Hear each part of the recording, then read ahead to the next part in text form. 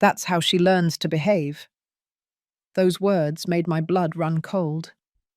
3 years have passed since that scene, and I can still hear the echo of that applause, the applause of a mother watching her son hit my daughter. My name is Audrey Vance. I am 57 years old.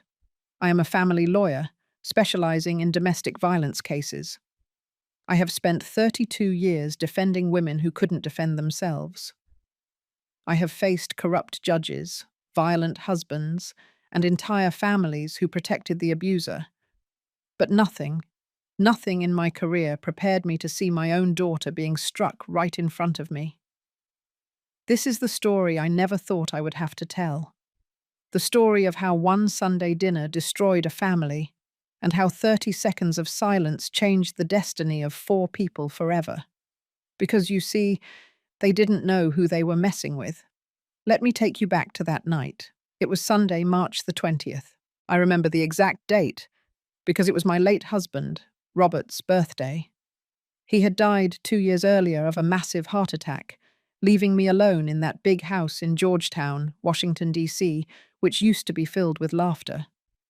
Adrienne, my only daughter, had insisted that I come to her place for dinner. "Mum, you can't be alone on Dad's birthday. Come on over. I'll make his favorite dish.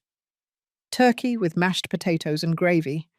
My daughter, my Adrienne, 32 years old, a chemical engineer, a brilliant mind who had inherited her father's intelligence and my tenacity, or so I thought. I arrived at 7 in the evening at her house in Beverly Hills, Los Angeles, a gorgeous residence they had bought just 1 year prior with the money Robert had left us. I had given her her full share of the inheritance, against my accountant's advice. "Ms. Vance, shouldn't you put it in a trust, just in case?" "Just in case of what?" I had asked, annoyed. "Just in case my daughter married a man who turned out to be a monster?" I should have listened to him. When I arrived, the table was already set. Fine china, crystal glasses, scented candles. Adrienne had been cooking for hours. I could smell it. The turkey, the mashed potatoes, the green bean casserole. The aroma immediately transported me back to our kitchen in Georgetown, to Robert sampling the gravy straight from the pot, to little Adrienne sneaking bits of candied yams. But something was different. Adrienne was different. Her hair was shorter than usual, almost shoulder length. She wore a long-sleeved blouse despite the March heat, and when she hugged me, I felt how tense she was, as if every muscle in her body was on alert. "Honey, are you all right?" "Sure, Mom. Just tired from work." I should have insisted. I should have asked more questions. But her husband was right there, Michael, smiling that smile that I had always found too perfect, too rehearsed. "Mother-in-law, great to see you. Come in, come in." And behind him, like a dark shadow, was his mother, Helen, 64 years old, a widow as well, but of a different kind of widowhood. Her husband had died 10 years earlier under circumstances that were never entirely clear. An accident on the stairs of their home. A fatal fall. The investigation closed quickly. With my 3 decades of experience in family cases, I had sensed something strange since the day I met her at the wedding. But Adrienne was so in love, so happy, that I kept my suspicions to myself. Another mistake that haunts me every night. "Audrey, dear, what a joy to have you here," Helen said, with that saccharine voice she always used. "Adrienne prepared a delicious dinner. My son is lucky to have such a devoted wife." A devoted wife. Those words. As if Adrienne were a servant who had to earn her place in that house. In the house that she herself had paid for with her inheritance. We sat down at the table, Michael at the head, of course, Helen to his right, me across from her, and Adrienne. Adrienne caught between her husband and her mother-in-law, trapped between 2 walls. The dinner started quietly, too quiet. Helen talked and talked about her new decorating project, about her friends from the country club, about how wonderful it was to have her son so close now that he lived in the same neighborhood. I ate in silence, observing. I watched as Adrienne served the food with trembling hands. I watched as Michael didn't even say thank you. I watched as Helen subtly criticized every dish. The mashed potatoes are a little salty, don't you think, son?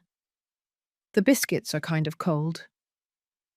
Back in my day, wives got up earlier to have everything perfect. And I watched as my daughter, my brilliant, strong, independent daughter, shrank with every word. Then it happened. Adrienne was pouring more water into Michael's glass when her hand trembled just a little. Barely a drop fell onto the white tablecloth. The silence that followed was deafening. Michael slowly put his fork down on the plate. The sound of metal against the porcelain echoed like a gunshot in that dining room. "Do you see what you did?" he said, his voice dangerously calm. My daughter opened her mouth to apologize, but he didn't give her time. What happened next occurred in slow motion, yet it was so fast I could barely process it. Michael rose from his chair and slapped my daughter. Once, twice, 3 times. The sound of his hand against Adrienne's face filled the dining room. My daughter fell from her chair, hitting the marble floor. And then I heard the applause. Helen was clapping. "That's how she learns to behave," she said with a satisfied smile. "A clumsy wife needs correction. I had to educate my husband this way too. It's for her own good." My blood ran cold. For 30 seconds I couldn't move, couldn't breathe. 32 years defending women victims of violence, and I couldn't react when it happened before my eyes. But those 30 seconds were not paralysis. They were calculation, because in my head, I began to process everything I was seeing with the coldness of a lawyer who had seen this hundreds of times. The power of control, the forced submission, the normalized violence, the complicit family, and something more. I saw the glass of water with the slight condensation tremor on the table, the single drop that had fallen, the way Michael had reacted disproportionately. This was not the first time. I rose from my chair slowly without saying a word. Michael was looking at me with that arrogant smile, expecting me to scream, to make a scene, to become hysterical as he probably expected emotional women to do. But I didn't scream. I pulled my phone from my purse. My hands didn't tremble, not once, and I dialed a number I had on speed dial for 20 years. "Commander Vance," I said with a voice so cold that even I was surprised. "This is Audrey Vance. I need an immediate response unit at Park Avenue 345, apartment 802, domestic violence in progress, with witnesses. I am activating my phone's recording now." And I did it. I activated the recorder. I put the phone on speakerphone on the table and looked directly into Michael's eyes. "Repeat what you just did," I said. "Repeat what your mother just said. Please, I have all night." Michael's face changed color, from arrogant red to ghostly white in 3 seconds. You can't."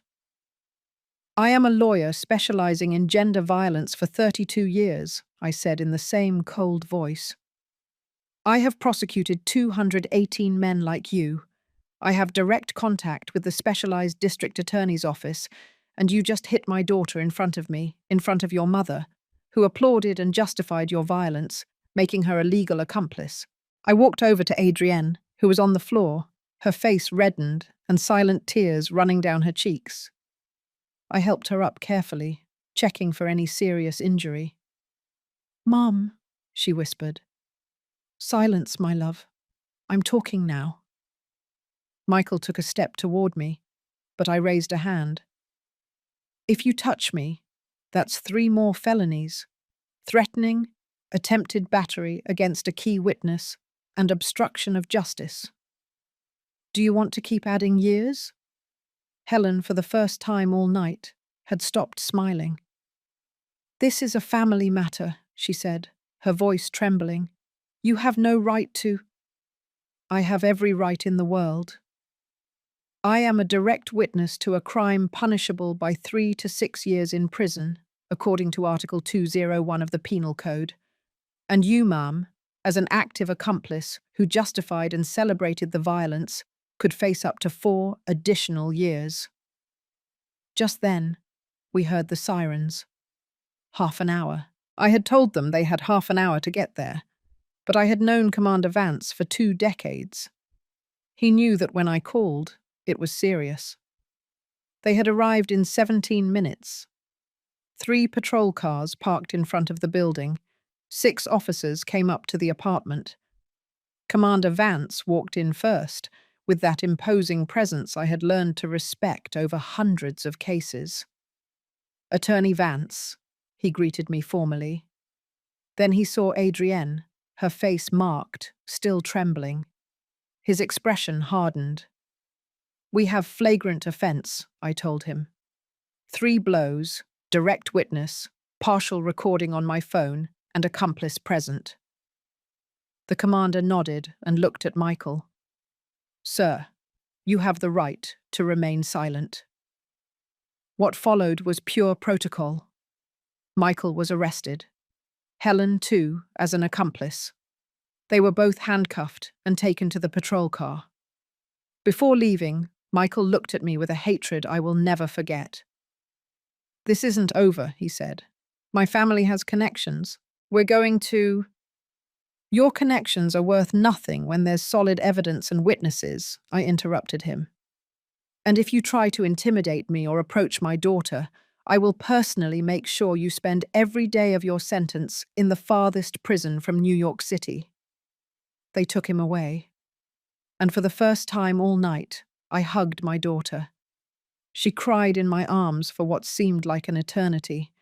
She cried years of silence, of fear, of feeling trapped in a nightmare she didn't know how to end.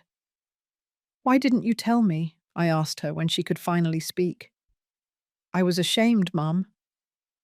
You've always been so strong, always defending other women. How could I tell you that I myself was a victim? How could I accept that I married a man who turned out to be exactly the kind of monster you fight? I hugged her tighter. That ends today. And it did. But this story doesn't end with the arrest. This story is just beginning, because what Michael and Helen didn't know was that the universe has a very particular way of serving justice. And I was going to make sure that every one of their actions had its consequence. Sometimes we trust the wrong people too much. Have you also been disappointed by someone you loved?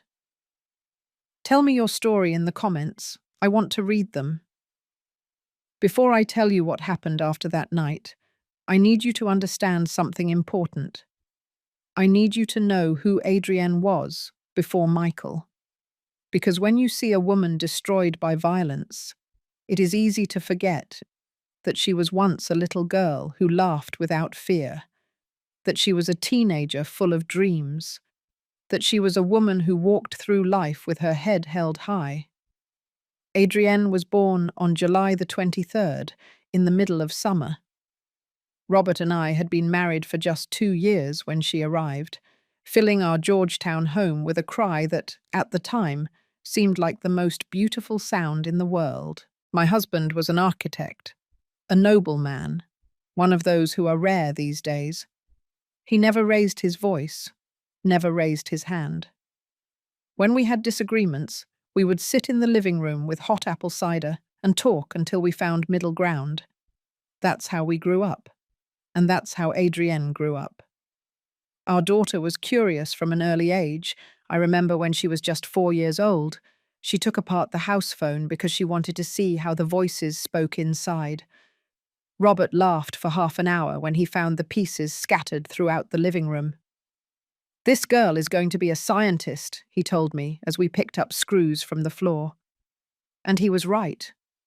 Adrienne was always brilliant, Not just intelligent, but with that special spark of wanting to understand how everything worked.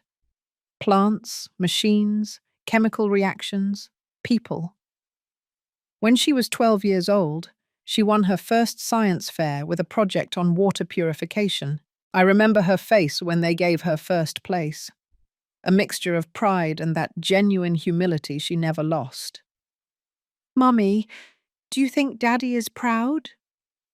"Your father has always been proud of you, my love, since the day you were born." Robert was there, in the audience, his eyes bright with suppressed tears. That night, the three of us went out to dinner at Adrienne's favorite restaurant, a small place in Brooklyn that made the best buffalo wings in the whole borough. "To our scientist," Robert toasted, raising his glass of iced tea. "To our family," I said.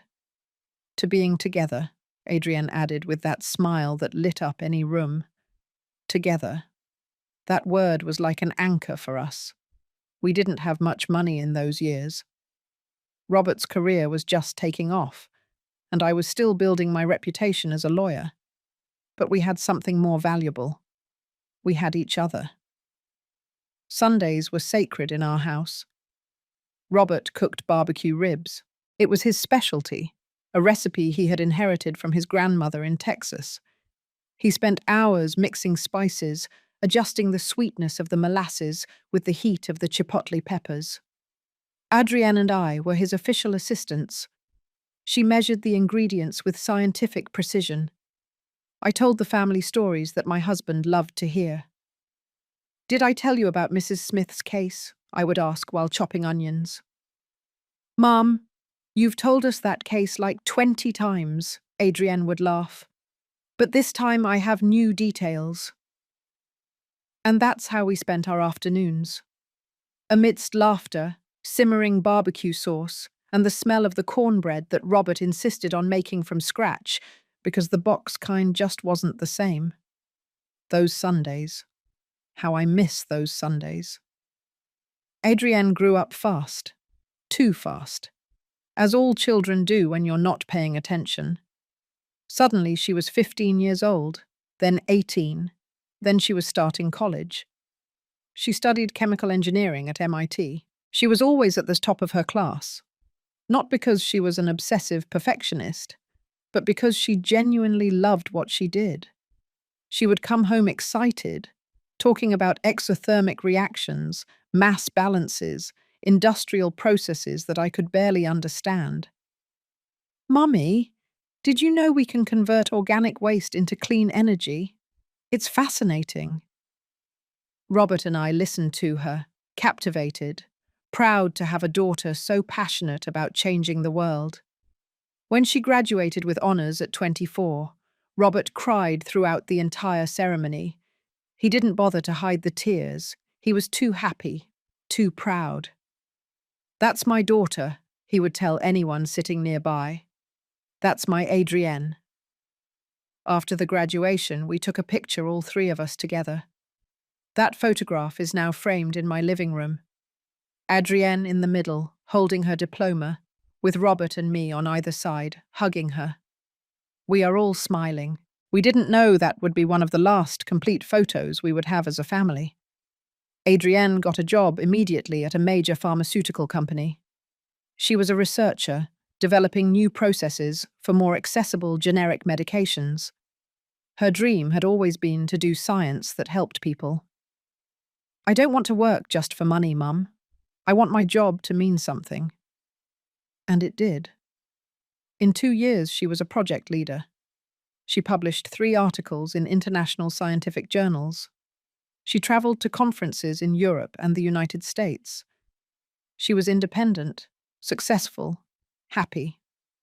She lived alone in a small but cozy apartment in Boston's South End. On weekends, she would go running in the Boston Common, go out with her college friends, visit museum exhibits, and every Sunday without fail, she would come home for Dad's barbecue ribs. That was our untouchable tradition. Until she met Michael. It was at an industrial engineering conference 5 years ago. He worked at a consulting firm, presenting a project on process optimization.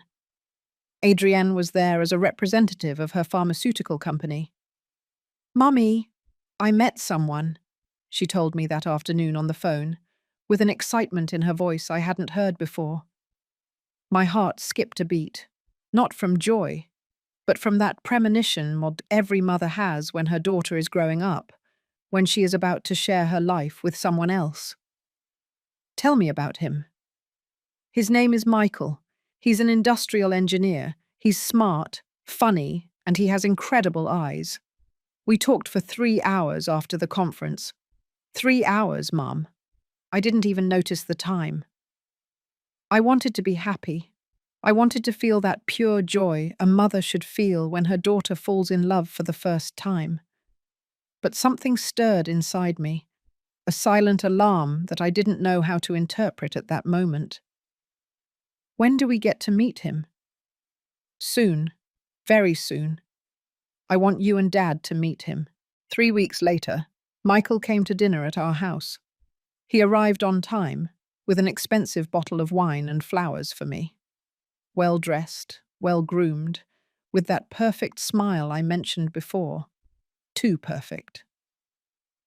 "Mrs. Vance, it's an honor to meet you. Adrienne has told me so much about you and your work. I deeply admire what you do for women victims of violence." The right words, the right tone, the right posture. Robert shook his hand. They talked about architecture and engineering, projects and professional prospects. My husband seemed comfortable with him, but I watched him. I watched how he subtly interrupted Adrienne when she spoke. I watched how his smile didn't quite reach his eyes. I watched how, when Adrienne mentioned a recent professional achievement, he quickly changed the subject to his own successes. Small details, insignificant to any normal person. But I had spent 30 years seeing patterns, and I recognized the red flags. That night, after Michael and Adrienne left, Robert found me in the kitchen, washing dishes in silence. "What's wrong, sweetheart?" he asked, knowing my silence better than anyone. "I don't know. Something doesn't add up." "Give it time. It's the first time you've seen Adrienne in love. It's natural to worry." Maybe he was right. Maybe I was projecting my work cases onto my personal life. Maybe I was being overprotective. But my instinct was screaming. The months followed. Adrienne and Michael became inseparable. She started talking less about her job and more about him. She stopped going to the gym because Michael preferred they spend that time together. She stopped going out with her friends on Fridays because he wanted them to have their special night. "Mummy, I'm happy, really happy." God knows I wanted to believe her. Then we met Helen. It was 6 months later at a family lunch Michael organized. His mother had just moved to Los Angeles from Chicago, he told us, to be closer to her son. "He's all I have since my husband died," she explained, with that saccharine voice I later learned to detest. Helen was unlike anyone I had ever met. Elegant in appearance, but with an energy that took up all the space. She talked non-stop, always steering the conversation toward Michael, toward how wonderful he was, toward how much she had suffered raising him alone after her husband's death. "It was a terrible accident," she said with dramatically moist eyes. "He fell down the stairs. I never got over the loss." But her body language did not match her words. There was no real grief in her expression, just performance. And the way she looked at Adrienne, like evaluating, like measuring, like deciding if my daughter was good enough for her son. After that lunch, Robert and I talked until dawn. "That woman gives me bad vibes," I said. "Me too." "But Audrey, Adrienne is an adult. We can't—" I know. But something is wrong. I can feel it." Robert hugged me that night, as he had done thousands of times in our marriage. "If something is wrong, Adrienne will see it. We raised her to be smart, to be strong. Let's trust her." And I trusted her. That was my mistake. 1 year later, Michael proposed to Adrienne, an elaborate proposal in Napa Valley, with rose petals and violinists. She said yes, crying with happiness. When she told us, I hugged my daughter and told her I was happy for her. And part of me was. The other part, the experienced lawyer, screamed in silence. The wedding was beautiful, 200 guests in a garden in Palm Springs. Adrienne was radiant in her white dress, like all brides. Robert walked her down the aisle. I remember he looked at me before giving her away, and in his eyes I saw the same concern I felt. But it was too late. We had already said yes. We had already given our blessing. The first months of marriage seemed normal. Adrienne still came home on Sundays, though now with Michael.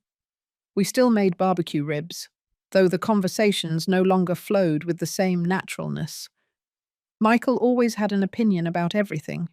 He always corrected some detail in Adrienne's stories. He always diverted attention back to himself. And Adrienne started talking less.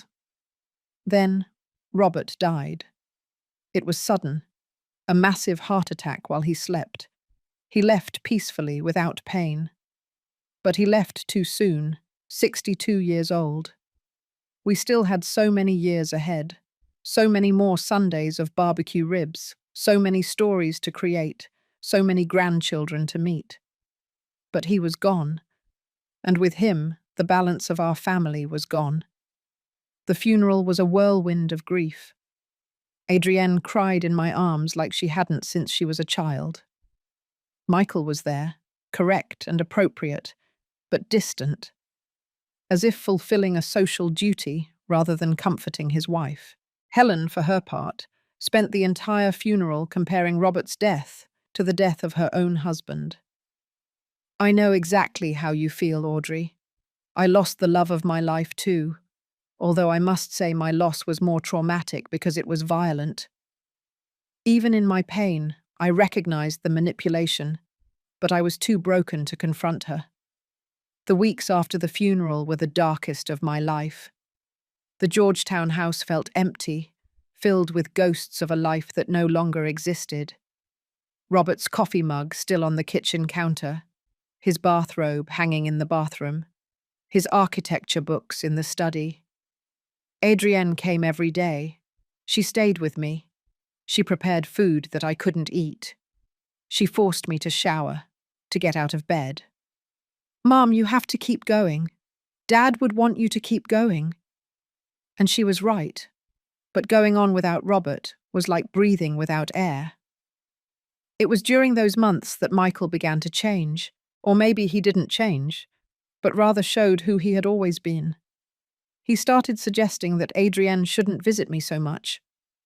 "Your mother is fine. She needs to learn to be independent." He started criticizing her work, her clothes, her hours. "Why are you getting home so late from the office? What are you really doing?" And Adrienne, devastated by her father's loss, vulnerable and seeking stability, began to give in. She stopped coming as often. She stopped telling me so much. She stopped being the woman she had been. I noticed it in the phone calls, in how her voice had lost its sparkle, in how she always spoke in whispers, as if someone were listening. "Honey, are you all right?" "Yes, Mum. Just tired from work." The same answer, over and over. And I, consumed by my own grief, didn't insist enough. Another mistake I carry. 6 months after Robert's death, the inheritance arrived. Robert had been a successful architect. He had invested well. He had saved, thinking of our future. He left Adrienne and me a considerable amount. I gave Adrienne her complete half, without restrictions, almost $6 million. "Mum, this is too much. You should keep more." "No, my love. Your father wanted you to have security. He wanted you to be able to follow your dreams without financial worries."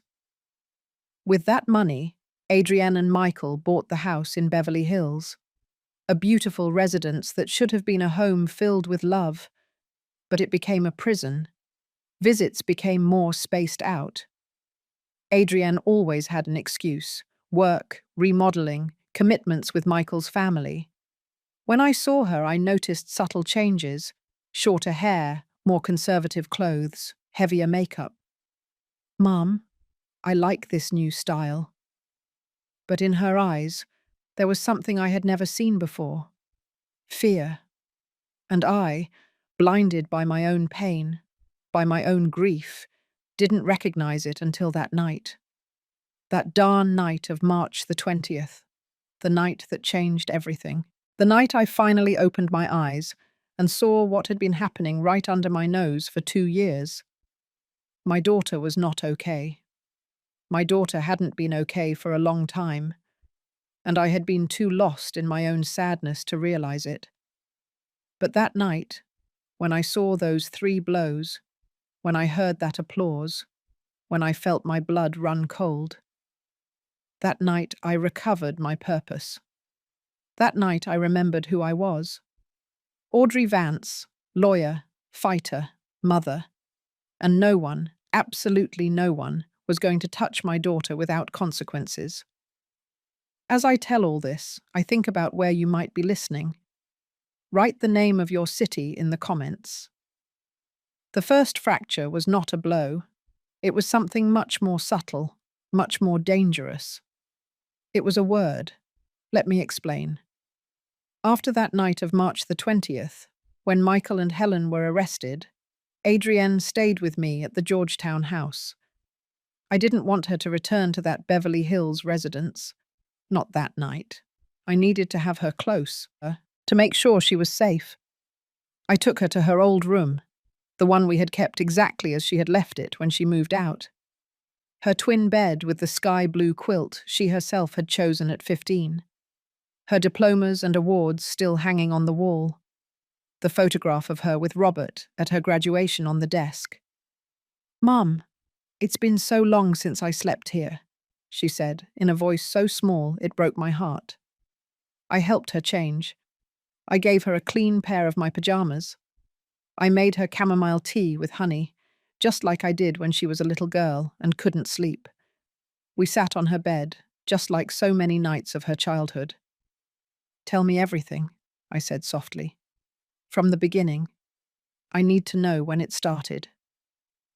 Adrienne remained silent for a long time.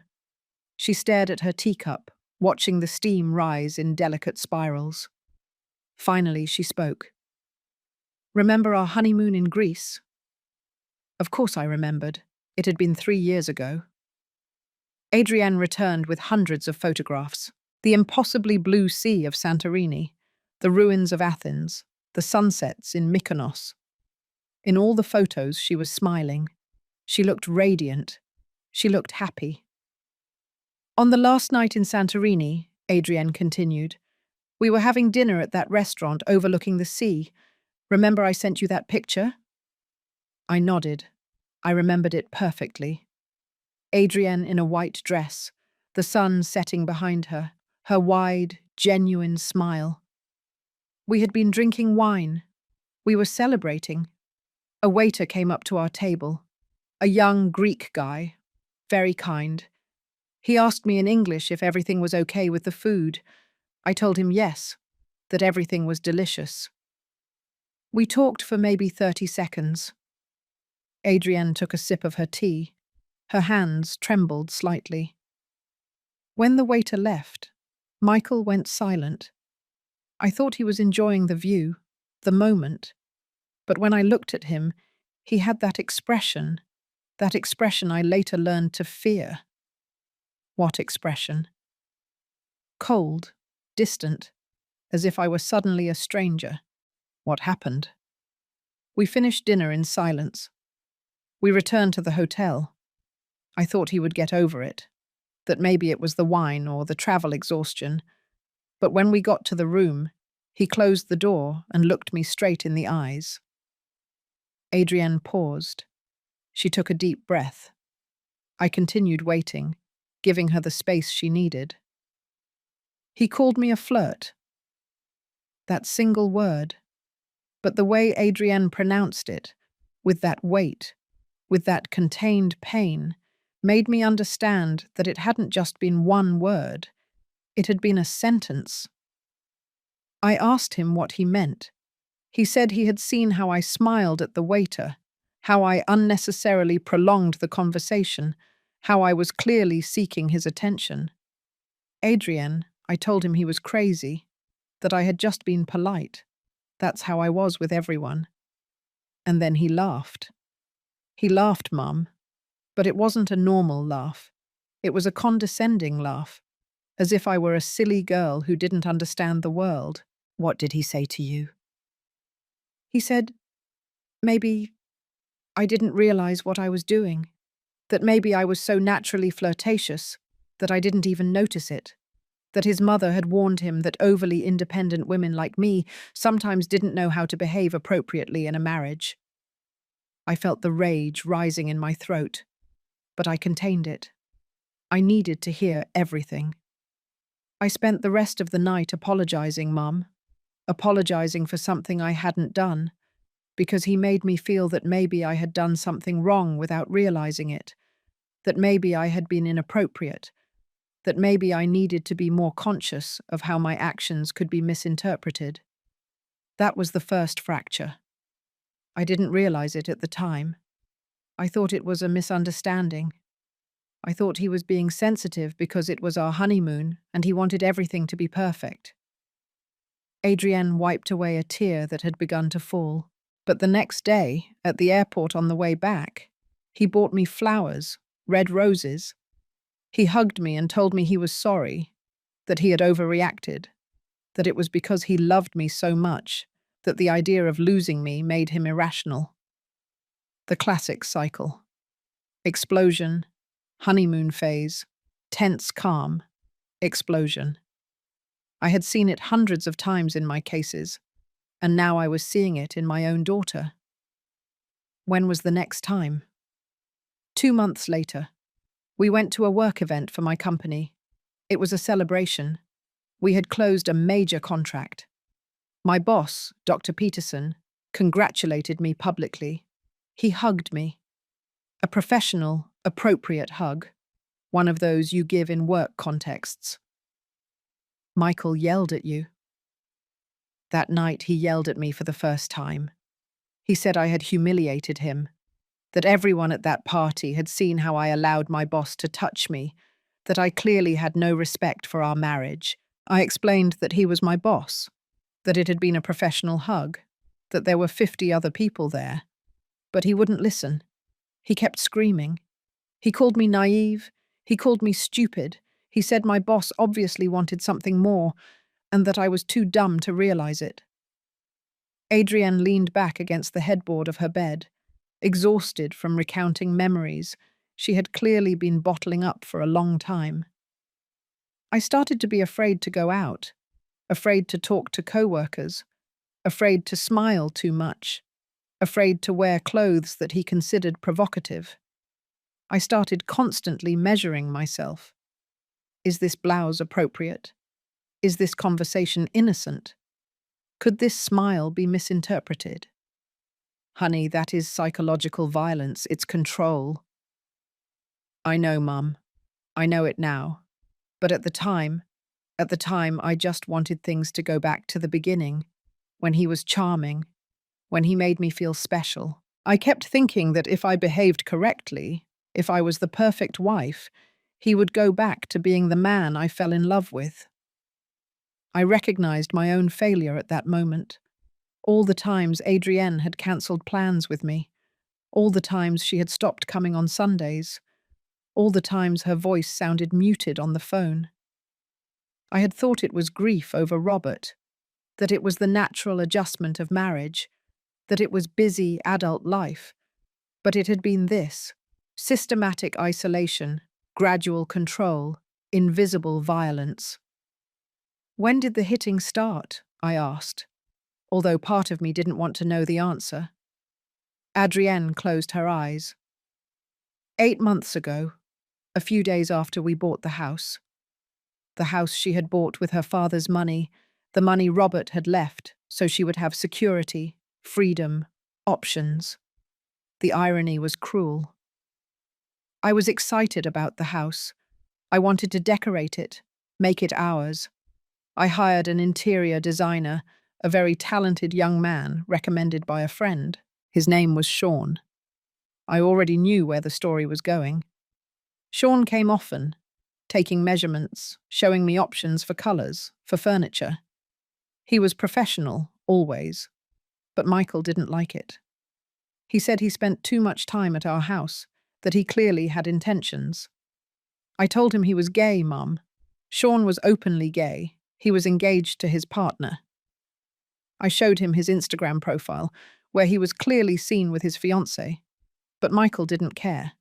He said he could be bisexual, that he could be lying, that I was too trusting.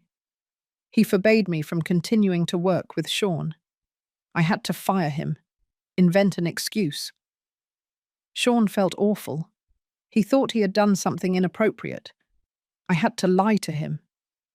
And that's when we had the worst argument until then, I told him he was being irrational, that he had no right to control who I worked with, that it was my house too, bought with my money.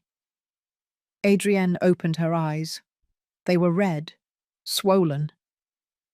He shoved me against the wall. He didn't hit me, not with a closed fist, but he shoved me so hard that I hit my head against the drywall. I saw stars for a few seconds. I felt nauseous. He apologized immediately. He cried. He said he didn't know what came over him, that I had provoked him by mentioning my money when we were supposed to be a team, that he was under a lot of stress at work, that his mother was sick and he was worried. Adrienne, he bought my forgiveness, Mum, literally. The next day he came home with a diamond necklace. He took me out to dinner at the most expensive restaurant in the city. He told me he was going to change, that he was going to therapy, that he loved me more than anything in the world. Did he go to therapy? He went to 2 sessions. Then he said the therapist didn't understand him, that the therapist was taking the women's side and that it wasn't fair. Of course not. Abusers never accept responsibility. They always find excuses. They always blame others. They always play the victim. The following months were a roller coaster. Some weeks he was the perfect man. He brought me flowers. He wrote me sweet messages. He treated me like a queen. Other weeks he was a stranger, cold, critical, controlling. And Helen, I said. Where was Helen in all this? Adrienne's face hardened. Helen made everything worse, Mum. She moved closer to us 6 months ago. She bought an apartment 3 blocks from our house. 3 blocks. 3 blocks. And she started coming over every day. Every single day, Mum. Sometimes without calling ahead. She would come in with her keys because Michael had given her a set, and walk in as if it were her own house. One day I got home from work and found her reorganizing my kitchen, moving my things, throwing away spices that she claimed were no longer good, changing the placement of the dishes. I told her with all the politeness possible that I appreciated her help, but I preferred to organize my own kitchen. Do you know what she answered? I shook my head. She told me, a good wife accepts her mother-in-law's advice.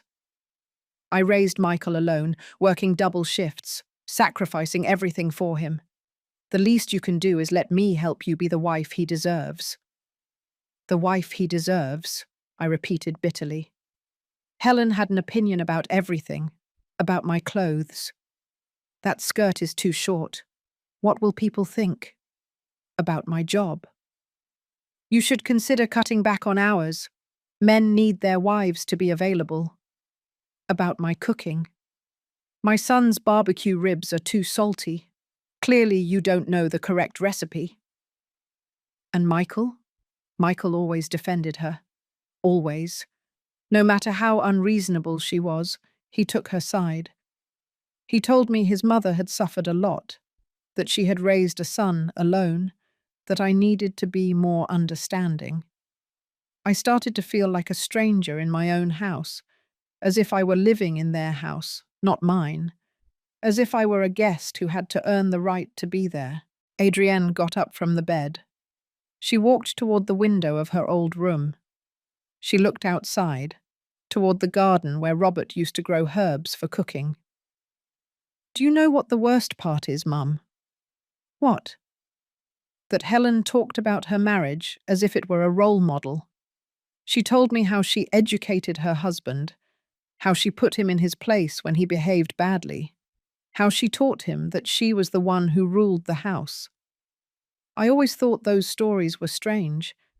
She talked about hitting him with objects when he got drunk, hiding his money when he misbehaved, punishing him by locking him out of the house at night." A shiver ran down my spine. And when she told me these stories, she laughed. "Mum," she laughed, as if they were funny anecdotes about marriage, not abuse. Do you think she killed her husband?" "I don't know. But every time she mentions it, there's something in her eyes, something cold, something that scares me." Adrienne returned to the bed, snuggling up next to me like when she was a little girl and had nightmares. The first real blow, the first with a closed fist, was 4 months ago. I waited. It was something so stupid, so ridiculously stupid that I'm embarrassed to tell it. "Tell me anyway." "I was cooking, making dinner. Helen had been over and had criticized everything, the cleanliness, the previous day's meal, my haircut. I was tense, stressed. I was chopping onions with the knife Robert had given me, that Japanese one that I liked so much. I remembered that knife. Robert had bought it on a trip to Japan. He had paid a fortune for it because he knew how much Adrienne loved to cook. Michael came home from work in a bad mood. He started complaining that the house smelled too much like onions. I explained that I was cooking. He said I could have ventilated better. I told him the windows were open. And then, for no reason, no real provocation, he said, "You're worthless. You can't even do the simplest thing without messing it up." I turned to look at him, surprised, and he took that as a challenge. Adrienne instinctively touched her jaw, as if the pain was still there. He hit me. A punch straight to the jaw. I fell to the floor. Dad's Japanese knife fell and bent against the tile. Silent tears were streaming down my face. I couldn't hold them back. I stayed there, on the floor of my kitchen, bleeding from my mouth, staring at Dad's broken knife. And all I could think was, "Dad, I need you. I don't know what to do without you." I hugged her tighter. Helen was there. She saw everything. Do you know what she did? What? She knelt beside me and said, "Wives have to learn when to keep their mouths shut. I learned that lesson many years ago. Now it's your turn." After that, Michael locked himself in his study. Helen helped me clean up the blood. She gave me ice for my jaw. She taught me how to put makeup on the bruise. "Yellow corrector first, then your skin tone, then powder." She explained it to me with all the calm in the world, as if it were a normal beauty tutorial. I asked her if she had gone through this, if her husband had ever hit her. She looked me straight in the eyes and said, "No, dear. I was smarter. I learned to control the situation and before it escalated." The pieces were starting to click into place in my head. Helen had not been a victim. Helen had been a perpetrator, and now she was raising a second generation of violence, with Michael as her tool. "Why didn't you tell me?" I asked, although I knew the answer. "Because I was ashamed, Mum. Because all my life I saw you defending other women. Because you are strong, unbreakable, brave. How could I tell you that I, your daughter, had become exactly the type of woman you rescue? Besides," she continued, "Michael always apologized afterward. He always promised to change. He always convinced me that it had been my fault for provoking him. And part of me was still in love with the man I met 5 years ago. I kept hoping that man would come back. But he wasn't going to come back. No, because that man never existed. He was a mask, and the mask fell off when I was already trapped. We were silent for a long time. The living room clock chimed 3 in the morning.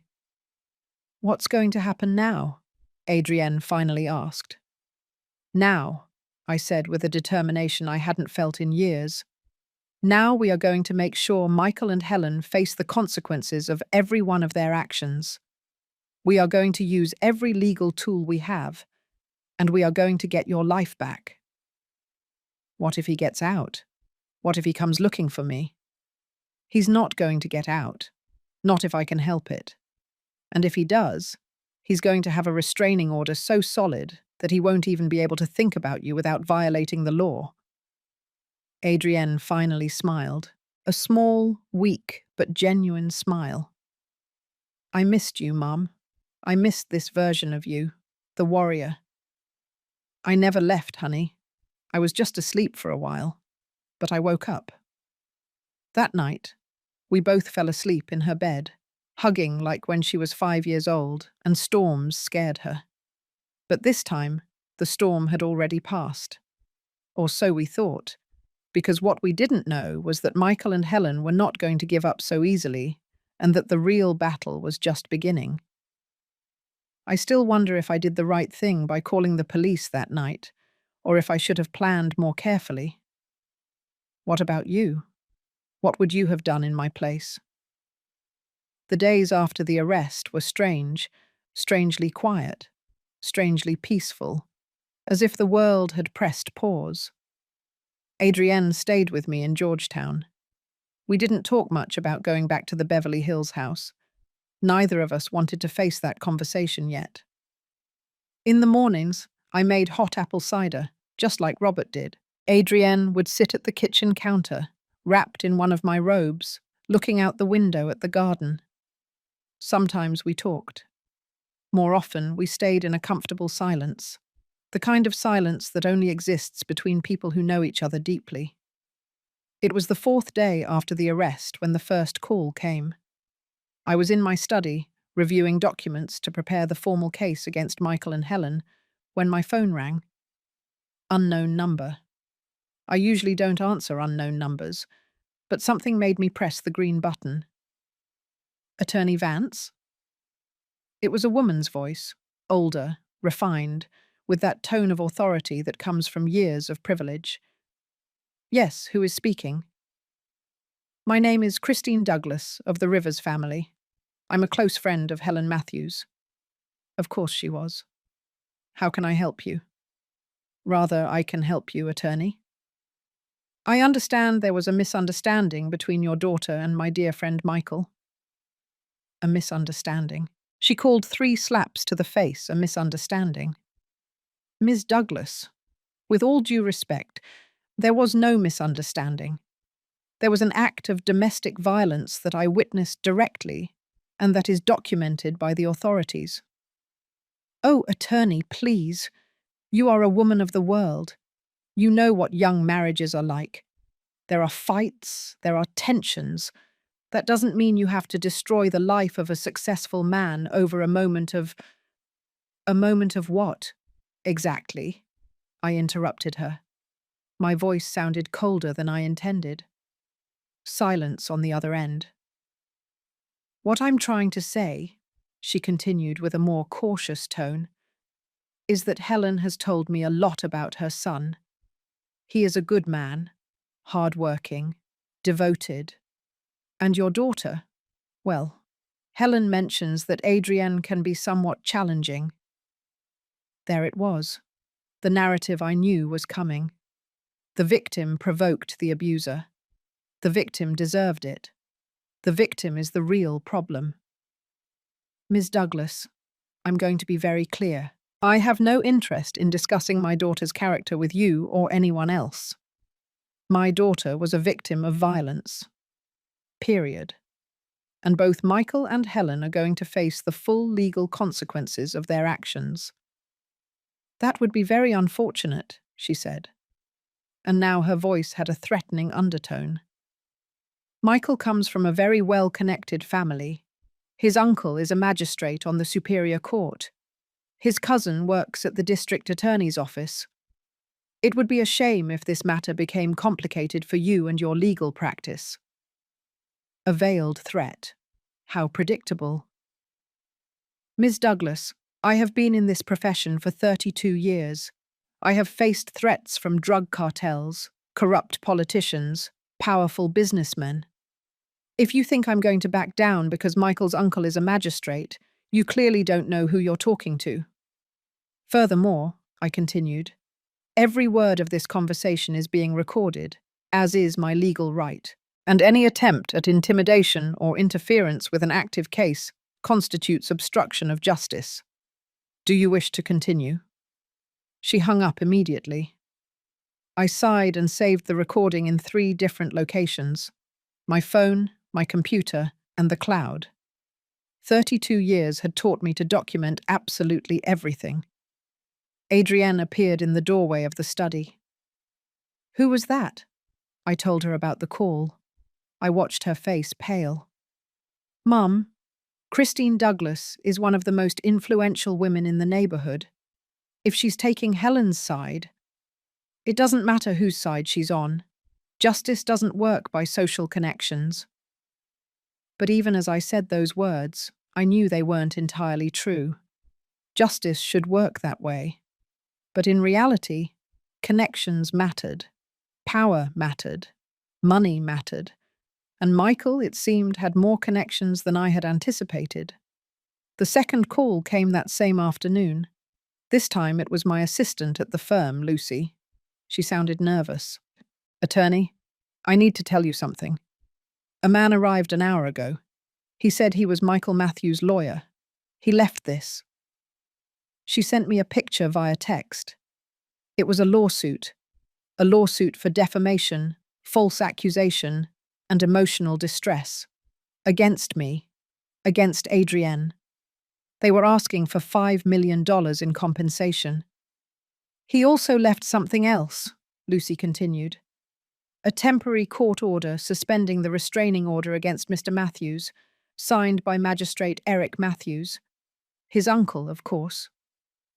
How is this possible? I asked, although I already knew the answer.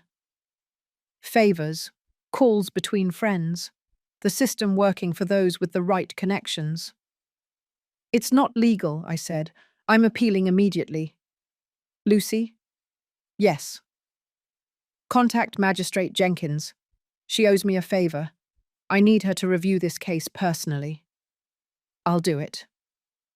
I hung up and stared at the lawsuit on my phone. $5 million. An amount designed to intimidate, to scare, to make people give up. But I was not just people. Adrienne walked back into the study. She had overheard part of the conversation. Mum, this is getting out of control. Maybe we should… Should what? I looked directly at her. Back down? Let him get away with it. Allow him to continue hitting you because he has a magistrate uncle. No, but $5 million, Mum. That could ruin us. They are not going to win that lawsuit. It's an intimidation tactic, pure and simple. But I saw the fear in Adrienne's eyes, and for the first time, I saw something else. Doubt. Honey, look at me. She did, though with effort. Are you thinking of going back to him? Silence. Adrienne, answer me. I don't know, she whispered. I don't know, Mum. All of this is… It's too much. The calls, the lawsuits, the threats, and Michael. Michael has been texting me. My blood ran cold for the second time that week. What? He's texting me from his lawyer's phone. Long messages. He says he's sorry, that he's in therapy, that he finally understood what he did wrong, that Helen is also getting psychological help, that if I give him one more chance, he will prove that he can change. Adrienne, I know what you're going to say. I know it's manipulation. I know he's probably lying. But Mum, her eyes filled with tears, what if this time it's true? What if he really is going to change? We were married for 3 years. That has to mean something. I got up from my desk and took my daughter's hands in mine. Do you know how many times I have heard that exact story? How many women have sat exactly where you are now, telling me exactly the same words? But they are not me. You're right. They are not, because many of them were not lucky enough to have someone to help them get out. Many of them went back. And do you know what happened? Adrienne shook her head, but I think she already knew the answer. Some are in hospitals, some are in wheelchairs, some are in cemeteries. Michael wouldn't kill me. That is exactly what all of them thought. We were silent. I could see the internal battle on my daughter's face. The rational part fighting against the emotional part. The part that knew the truth against the part that still wanted to believe in the fairy tale. Let me show you something, I said. I took her to my home office, opened my computer, and showed her statistics. Cold, hard, undeniable numbers. 70% of women who return to their abuser after the first serious incident suffer more severe violence. 43% end up in the hospital within the first year. And look at this number. I pointed to a figure in red on the screen. 1,200 women died in New York last year from intimate partner violence. 1,200. Every single one of them believed their partner was going to change. Every single one of them thought it was different. Adrienne looked at the screen with glazed eyes. But I also have other numbers, I continued. Women who left, women who reported, women who rebuilt their lives. 87% report a better quality of life 2 years later. 93% say it was the best decision of their lives. And the other 7%? Some cases returned before we could help them completely. Some faced financial difficulties. But none, Adrienne, died. My daughter collapsed onto the couch in my office. You just don't understand, Mum. It's not just physical fear. It's everything. The house we bought together, the plans we had, the friends we made as a couple, the family we were going to build. If I leave him, I lose all of that. No, I said firmly. If you leave him, you gain your life. Everything else is replaceable. Your life is not. But I feel so guilty, like I'm overreacting, like 3 slaps isn't enough reason to destroy a marriage. And there was the denial, the minimization, the syndrome I had seen in hundreds of cases. Adrienne, look closely at me. 3 slaps.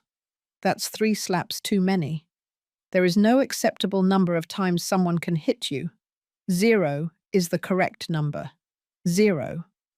But what will people think, my friends, my colleagues, his family? Do you care more about what strangers think than your own safety? It's not that. It's just complicated. No, honey. It's simple. He hit you. He is the guilty one. You are the victim. There are no nuances there. Adrienne was quiet for a long moment. Can I at least read the messages? Can I at least hear what he has to say? Every fiber of my being wanted to say no. I wanted to forbid her from having any contact with Michael. But I also knew that if I pressured her too much, I could push her away. Fine, I said carefully, but with conditions. 1, I read the messages with you. 2, you don't reply without consulting me first. 3, we document everything in case we need to use it legally. Deal? She nodded. That night, sitting in her room, Adrienne opened her phone and showed me the messages. There were dozens, all from different numbers. The first one said, "Adrienne, my love, you don't know how sorry I am. I'm destroyed. These days in jail have given me time to think, to really see what I did. I was a monster to you. I don't deserve your forgiveness, but I ask for it anyway. Please, give me a chance to show you I can change. I love you more than my own life." Classic. Self-flagellation followed by declaration of love. The second one. "I talked to a psychologist here. He diagnosed me with impulse control disorder related to childhood trauma. I finally understand where my violence comes from. My mother, she hurt me a lot when I was a kid. I know it's not an excuse, but it's an explanation. I'm working on it. For you. For us." Now he was blaming his mother. Interesting twist, considering Helen had applauded when he hit Adrienne. The third one. "I saw that my lawyer filed a lawsuit against you and your mum. Please believe me, I didn't want that. It was my family's decision. I just want to resolve this privately as a couple. Tell them to withdraw the lawsuit. Just give me a chance to talk to you face to face, without lawyers, without your mum interfering." There it was, the real goal, to isolate her from me, to talk privately, where he could manipulate her without witnesses. "Do you see the pattern?" I asked Adrienne. "Which one?" First message, he plays the victim. Second, he blames others for his behavior. Third, he tries to separate you from your support system. This is the manipulator's manual. Chapter 1. "But Mum, what if he really is getting help? What if he really wants to change?" "If he really wanted to change, he would respect the legal process. He would respect your space. He wouldn't be pressuring you to talk privately. He wouldn't be using lawyers to intimidate us while he writes you love messages." Adrienne knew I was right.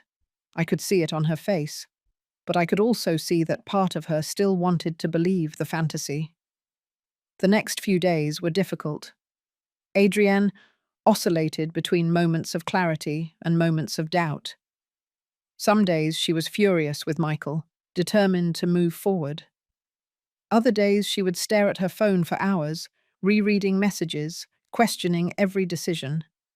I tried to give her space while keeping her safe. It was a delicate balance.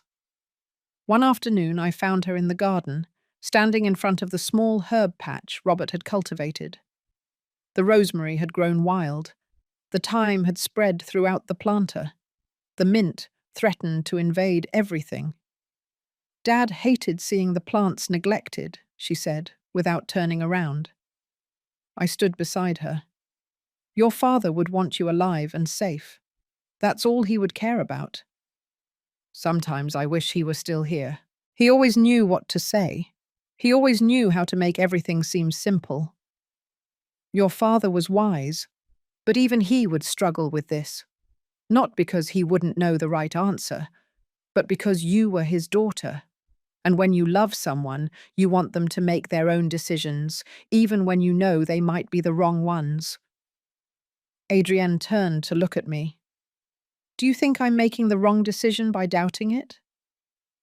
"I think it's natural to doubt. You were with him for 3 years. You built a life with him. You can't just turn off those feelings like a switch. But what I ask is that you don't confuse the love you felt for him with the danger he now represents." "What's the difference?" "True love makes you feel safe. True love uplifts you, it doesn't destroy you. What Michael offered you wasn't love, it was control disguised as love." Adrienne nodded slowly. "Do you know what the hardest part is?" she asked. "What?" "Accepting that I spent 3 years in love with a lie, that the man I met never existed, that everything was an act designed to trap me. It wasn't your fault, honey. I know it in my head, but my heart still doesn't accept it." I hugged her there, among the overgrown rosemary and invasive thyme, under the same sky Robert used to look up at while cooking barbecue ribs on Sundays. It's going to hurt for a while, I told her, but the pain means you're healing. It means you're alive. That night, Adrienne finally blocked all the numbers Michael had been texting her from. It wasn't easy. She cried while doing it, but she did it. "I'm ready," she said. "I'm ready to fight." "Then we're going to fight." And we did. The next day, I counterattacked legally. I filed a formal appeal against the suspension of the restraining order. I documented every threat, every call, every message. I contacted Magistrate Jenkins, who reviewed the case and confirmed that her colleague's order had been inappropriate. The restraining order was reinstated, with even stricter terms. Michael could not come within 500 yards of Adrienne. He could not contact her directly or indirectly. He could not send third parties to talk to her. Any violation would mean immediate arrest. As I tell all this, I think about where you might be listening. Write the name of your city in the comments. I also filed a counter-lawsuit for aggravated domestic violence, threats, and psychological distress. I asked not for $5, but for $8 million in compensation for Adrienne. Not because we needed the money, but to send a message. They were not going to intimidate us. They were not going to scare us. They were not going to win. But while I fought in the courts, Michael and Helen fought on another battlefield. One I didn't anticipate, one that almost destroyed us. The social war began 3 weeks after the arrest. It was subtle at first, so subtle that I almost didn't notice it. Adrienne had started leaving the house more often, small steps. She went to the grocery store. She went to her hair salon.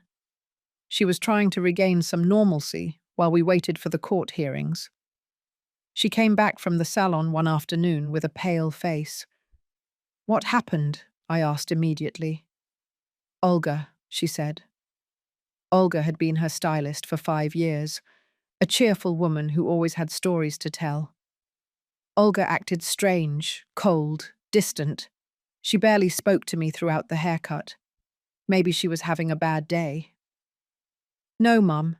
It was more than that. When I was paying, another client I know, Fiona, arrived. We've seen each other there dozens of times. We always say hello. But today she saw me and literally turned away. She pretended she was looking for something in her purse until I left." A bad feeling settled in my stomach. "Did you say anything? Did you ask?" I asked Olga if I had done anything wrong. She just shook her head and said she was in a hurry because her next appointment was arriving. But Mum, her appointment book was empty. I saw it. The next day, Adrienne received a text from her best friend from college, Patty, or who had been her best friend. The message said, "Adrienne, I'm sorry, but I think we need to take some time apart. My husband works in the same industry as Michael and says this whole situation is very complicated. I can't afford to be involved. I hope you understand. Wishing you the best." Adrienne showed me the message with trembling hands. Patty and I were roommates for 4 years in college. 4 years, Mum. She was my maid of honor at my wedding. And now she abandons me because her husband says it's complicated. "People are afraid of difficult situations," I said, although the rage was growing in my chest. Especially when power and influence are involved. It's not just Patty. Look, she showed me her Instagram. She had lost almost 100 followers in the last few days. Her last post, a photo of a sunset she had taken from my garden, had only 3 likes. Before, she usually received over 200. I checked the comments on her old posts. Someone had been leaving anonymous messages.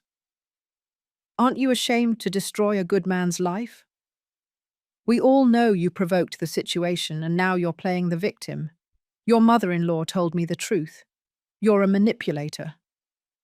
When did these comments start? About a week ago. I delete them, but they keep reappearing. They come from different accounts every time. It was an organized campaign. I recognized it immediately. I had seen this tactic before in other high-profile cases. Helen, I said, do you think she's behind this? I'm sure of it. And I was right.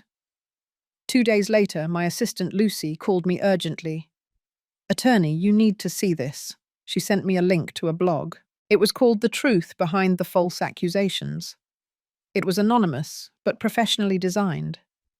The most recent post was titled, The Michael M. Case, When a Corrupt Family Destroys an Innocent Man. I read it with growing horror. The article painted Michael as a loving, successful husband, a victim of a radical feminist lawyer. Me and her manipulative daughter, Adrienne. It said we had made everything up to steal his money, that we had a history of falsely accusing men, that I had been reprimanded for unethical conduct on multiple occasions. Everything was a lie, every single word. But it was written convincingly, with anonymous sources, with confidential documents, with photographs taken out of context. There was a photo of Adrienne at a party, laughing and holding a glass of wine. The caption read, "Does this look like a traumatized woman?" Adrienne fled days after destroying her husband's life. The photo was from 6 months before the hitting, from a work dinner, but without context, it looked like evidence that she was lying. There was another photo of me leaving a courthouse, with a serious expression. The caption, "Audrey Vance, known for her aggressive tactics and her hatred of men, has found her next victim in her own son-in-law." "This is pure defamation," I told Lucy. "I'm going to sue." "Is there more?" she said, her voice strained.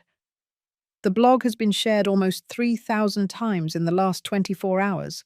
It's in social media groups, on Twitter. There's even a hashtag, Justice for Michael. I felt dizzy. How is this possible? Someone is paying to promote it. Probably bots, fake accounts, paid influencers. This is a professional smear campaign, attorney. I showed the blog to Adrienne. I watched her read it with tears streaming down her face. "They're destroying my reputation," she whispered. "They're making it look like everything is my fault. What will they think at my job? What will my colleagues think?" As if the universe had heard her question, her phone rang. It was her boss at the pharmaceutical company, Dr. Mendez. Adrienne put it on speakerphone. "Adrienne, we need to talk," Dr. Mendez said without preamble. Her voice sounded uncomfortable. "Certain rumors have reached my ears about your personal situation." "Doctor, can I explain?" "I don't need explanations, but I need you to understand that this company has an image to protect. We cannot afford to be associated with scandal, whether true or false." My blood boiled. "Dr. Mendez," I intervened. "I am Audrey Vance, Adrienne's mother and her legal representative. What you are suggesting sounds dangerously close to wrongful termination based on her status as a domestic violence victim, which is protected by the Violence Against Women Act." Silence on the other end. "I am not firing anyone," the doctor finally said. "I am just suggesting that perhaps Adrienne needs to take some time off, a leave of absence, paid of course, until all this is resolved." "How long?" Adrienne asked, her voice trembling. "Indefinite, for now." She hung up. Adrienne sank onto the couch. "They're destroying me, Mom, systematically, my social life, my reputation, now my job. What's next?" I didn't have to wait long to find out. That same afternoon, my accountant, Ernie, called me with alarming news. "Audrey, we have a problem. Someone filed a complaint with the IRS alleging that you have been evading taxes for years." "What? That's absurd." "I know. Your records are impeccable, but now you'll have to prove it. They're going to audit your firm, All your cases from the last 5 years. All your accounts. Who filed the complaint? It's anonymous. But Audrey, it came with documents. Falsified documents, I'm sure. But very well done. Someone invested time and money in this. Helen, Michael, and their network of influences were attacking from all fronts. How long will the audit take? Months, maybe a year. And in the meantime, your reputation will be under scrutiny. Clients will hesitate. Cases could be delayed. I hung up and looked at Adrienne. They're playing dirty. What are we going to do? The same thing I always do. Fight with the truth. But even as I said those words, I felt the pressure. For the first time in 32 years of my career, I felt real fear. Not for me, but for my daughter, for what this war could do to her. The following days brought more revelations. We discovered that Helen had been organizing meetings with the wives of important men in her social circle. She told them her version of the story, that Adrienne was an unstable woman who had seduced her son for his money. Ironic, considering Adrienne had more money than Michael. That I had manipulated her into filing false charges. That they, as respectable women, should protect their own husbands from false accusations by supporting Michael. It was brilliant, in a twisted sense. Helen had turned the case into a class and gender war, painting herself and her son as victims of a feminist conspiracy, and many women believed her. One afternoon, Adrienne received an Instagram message from an account she didn't know. The message included photos of our Georgetown house, photos taken from the street, photos of the windows, photos of the garden. The message read, "Nice house. It would be a shame if something happened to it." I immediately called Commander Vance. "This is direct intimidation. I need protection." "Attorney, I can put extra patrols on your street, but I don't have resources for 24-hour protection. And if something happens, let's hope it doesn't. In the meantime, document everything. Install security cameras. And be careful." That night, I installed cameras. I reinforced the locks. I bought a new alarm system. And for the first time in years, I slept with my phone next to the bed, ready to call 911 at any moment. Adrienne was in her room, but she wasn't sleeping. I could hear her crying softly through the wall. I got up and went to her room. I found her sitting on her bed, surrounded by old photographs. Photos of her and Patty. Photos of her with her work colleagues. Photos of her wedding. "I was thinking," she said without looking at me, "about how quickly everything can be destroyed. 2 months ago, I had a life. I had friends, a career, a house, a husband. I thought I knew who I was. And now I have nothing. You have me. I know, and I'm grateful. But, Mom, I'm tired. I'm so tired of fighting, of defending myself, of justifying my existence, of proving over and over again that I'm not lying." She turned to look at me, and in her eyes, I saw something that terrified me. I saw surrender. "Sometimes I think," she continued, "that it would be easier to just call him, ask for forgiveness, tell him I exaggerated, go back to him. At least then all of this would end." "Adrienne, no." "Why not? Look what's happening. They're destroying us. You, me, everything Dad built. Your firm, your reputation, my career, everything. Is it worth it? Is 3 slaps really worth all of this?"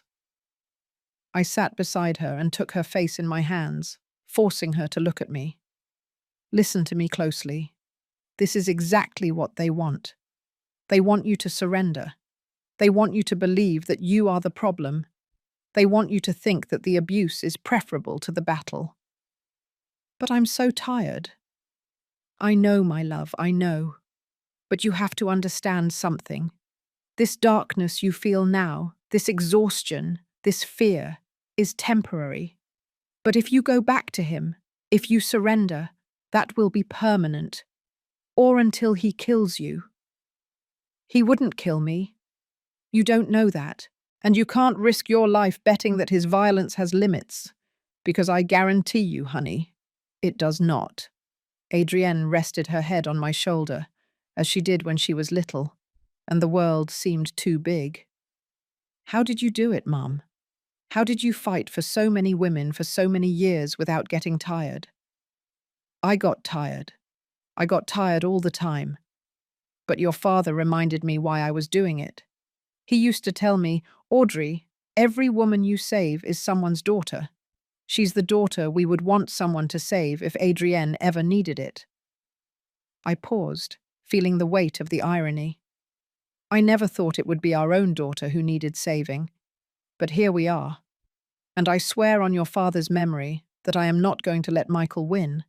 I am not going to let him destroy you, even if I have to fight his entire army of liars. And if we lose? We are not going to lose. But what if we lose? I looked directly into her eyes. Then we will lose knowing that we fought with the truth, that we did not surrender, that we did not allow fear to dictate our decisions. And that, honey, that is a victory in itself. We stayed there, embracing, while outside the city went on with its indifferent rhythm. The next day, I received a call that changed everything. It was Commander Vance. Attorney, I need you to come to the station. Now. What happened? We have new evidence. Evidence that you are going to want to see personally. What kind of evidence? An anonymous package arrived this morning with documents, photographs, and recordings. My heart raced. Recordings of what? Conversations between Michael and his mother, planning exactly how to destroy Adrienne, how to fabricate false evidence, how to use their contacts to ruin her reputation. Where did the package come from? We don't know. It was left at the station entrance during the night. No return address. But attorney, the content is gold. It's exactly what we need to strengthen the case. I'm on my way. I hung up and looked at Adrienne. Get dressed. We have to go to the station. What happened? Someone is helping us. And I think, finally, we are going to see the complete truth. In the car toward the station, my mind worked at full speed. Who had sent that package? Why? Was it someone from Michael's circle who had had enough? Was it someone seeking personal revenge? It didn't matter. What mattered was that finally, we had the missing pieces. And I was about to discover that the truth was much darker than I had imagined. Because what those recordings revealed was not just a plan to destroy us, it was evidence of something much worse. Something that confirmed my worst suspicions about Helen, and something that explained why Michael was exactly the way he was. I still wonder if I did the right thing by moving forward. Sometimes justice has a very high price. What about you? What would you have done in my place? The station's evidence room smelled of old coffee and paper. Commander Vance was waiting for us with a cardboard box on the table.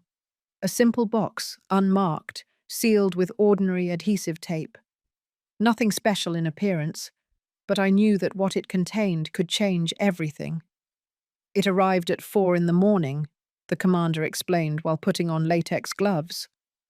Security cameras caught a person dropping it off. Medium height, completely covered in a hoodie and cap. Impossible to identify. Fingerprints? I asked. None useful. Whoever did this knew what they were doing. He opened the box slowly.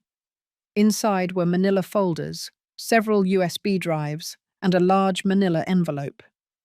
Let's start with this, he said, taking out one of the USB drives and plugging it into a computer. The screen lit up. It was an audio file. The commander pressed play. Helen's voice filled the room. It was unmistakable. that saccharine tone that I had learned to recognize. Don't be naive, Michael. That little girl and her mother are not going to stop. They have to understand who we are, who we've always been. Michael's voice responded. I already sent her the messages like you said. She's doubting, Mum. I can feel it. It's not enough for her to doubt. We need to completely destroy her credibility. I've already hired the public relations team. They are going to handle the blog, the social media, everything. By the weekend, half the city is going to think Adrienne is a calculating liar. And the lawyer? The mother? That one is trickier. She has a solid reputation. But everyone has secrets. I already put my private investigator on it. If he doesn't find anything real, we'll fabricate something. A false complaint to the IRS is already underway. Adrienne covered her mouth with her hand. Tears streamed down her face. The recording continued. Michael, listen closely. This you are experiencing is exactly what I experienced with your father. He also wanted to defy me. He also thought he could control me. And what did you do? A long pause. So long I thought the recording had cut off. What I had to do, what you have to be willing to do if Adrienne doesn't come to her senses. Mom. Don't say Mom in that tone. I raised you. I sacrificed everything for you. After your father, after I had to deal with him, I worked double shifts to give you everything. And now you're going to let a spoiled little girl and her mother destroy what we built? No, of course not. Then listen to the plan. The commander paused the recording. There are 4 more hours, he said. Conversations recorded over the last 3 weeks. All at Helen's house. According to ambient sound analysis, someone planted listening devices there. Who? Adrienne asked, her voice cracking. We don't know, but whoever it was gave us exactly what we needed. He opened one of the folders. It contained photographs. The first was of an official document, a death certificate. Ray Matthews, the commander read, Helen's husband, died 11 years ago from severe craniocerebral trauma after falling down the stairs of his residence in Chicago. He moved on to the next photo. It was a forensic report. The original report indicated accidental death, but look at this. He pointed to a section highlighted in yellow. The medical examiner who performed the autopsy left marginal notes, notes that never made it into the official report. It says, injury pattern inconsistent with accidental fall. Multiple head contusions suggest repeated blows. Recommend further investigation. Why wasn't it investigated? I asked. Because the case was quickly closed by the prosecutor in charge, a man named Edward Matthews. Another Matthews?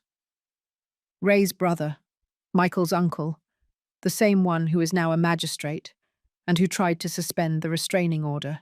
The pieces clicked into place with terrifying clarity. Helen killed her husband, I said aloud, and the family covered it up. That's what the evidence suggests, the commander confirmed. But there's more. He pulled out another folder. It contained old photographs. One was of a handsome young man, smiling next to a much younger Helen. Ray Matthews in 1990, the commander explained. Successful engineer, came from a well-off family, married Helen when she was 22 and he was 30. He moved on to more photographs. A sequence that showed Ray at different ages. His smile progressively faded. In the last photos, his face showed tension, exhaustion, fear. According to testimonies from neighbors at the time, the marriage was problematic. Helen was extremely controlling. There were reports of yelling, broken objects, but in those years, no one intervened in family matters. And no one thought a woman could be the abuser, I added bitterly. Exactly. The last year of Ray's life, several acquaintances noticed changes in him. He was thinner, more nervous. He confided in a cousin that he wanted a divorce, but that Helen was threatening him. She said that if he left her, she would make sure he never saw his son. And no one did anything? The cousin testified in the original investigation, but his testimony was dismissed as unsubstantiated speculation. And after the case was closed, the cousin received threats. He stopped talking about the subject. Adrienne looked at the photos with horror. "Michael was 7 years old when his father died," she whispered. "He told me he barely remembered him. He said his father was distant, cold, that his mother was the one who really took care of him, protected him." "Helen rewrote the story," I said. "She made Michael believe his father was the bad guy, that she was the victim, the heroine. She raised him with that narrative." The commander nodded. "And now Michael reproduces exactly his mother's patterns. Control, violence, manipulation, but he sees himself as the justified victim." There was another folder. This one was thinner. "This," the commander said with a grave voice, "is the most disturbing." It contained Michael's childhood medical records. Between the ages of 7 and 12, Michael was taken to the emergency room 5 times, 2 broken arms, a fractured rib, multiple contusions. All times, Helen explained that they were accidents, that the boy was clumsy, restless. "She was hitting him," Adrienne said with horror. "Hitting her own son." Social workers opened 2 investigations. Both were closed without action. The family had too much influence. "So Michael not only witnessed violence," I reasoned aloud, "he was a victim of it. Helen molded him from childhood. She taught him that violence is love, that control is care, that victims are guilty." The commander pulled out the last USB drive. "This one," he said, "was recorded 3 days ago. It's the most recent conversation we have." He pressed play. Helen's voice sounded different in this one, more relaxed, almost cheerful. "Everything is going according to plan, son. The blog has had more than 10,000 visits. Social media is working. There are already entire groups on Facebook saying Adrienne is a liar. And the best part is that she is destroying herself, asking for time off work, isolating herself. She's still texting me, Mum, asking if I've contacted her. She blocked all the numbers, but she keeps checking if I'm texting her." "Perfect. That means she's broken. She's doubting. Give me 2 more weeks, and she'll call you herself, begging you to forgive her."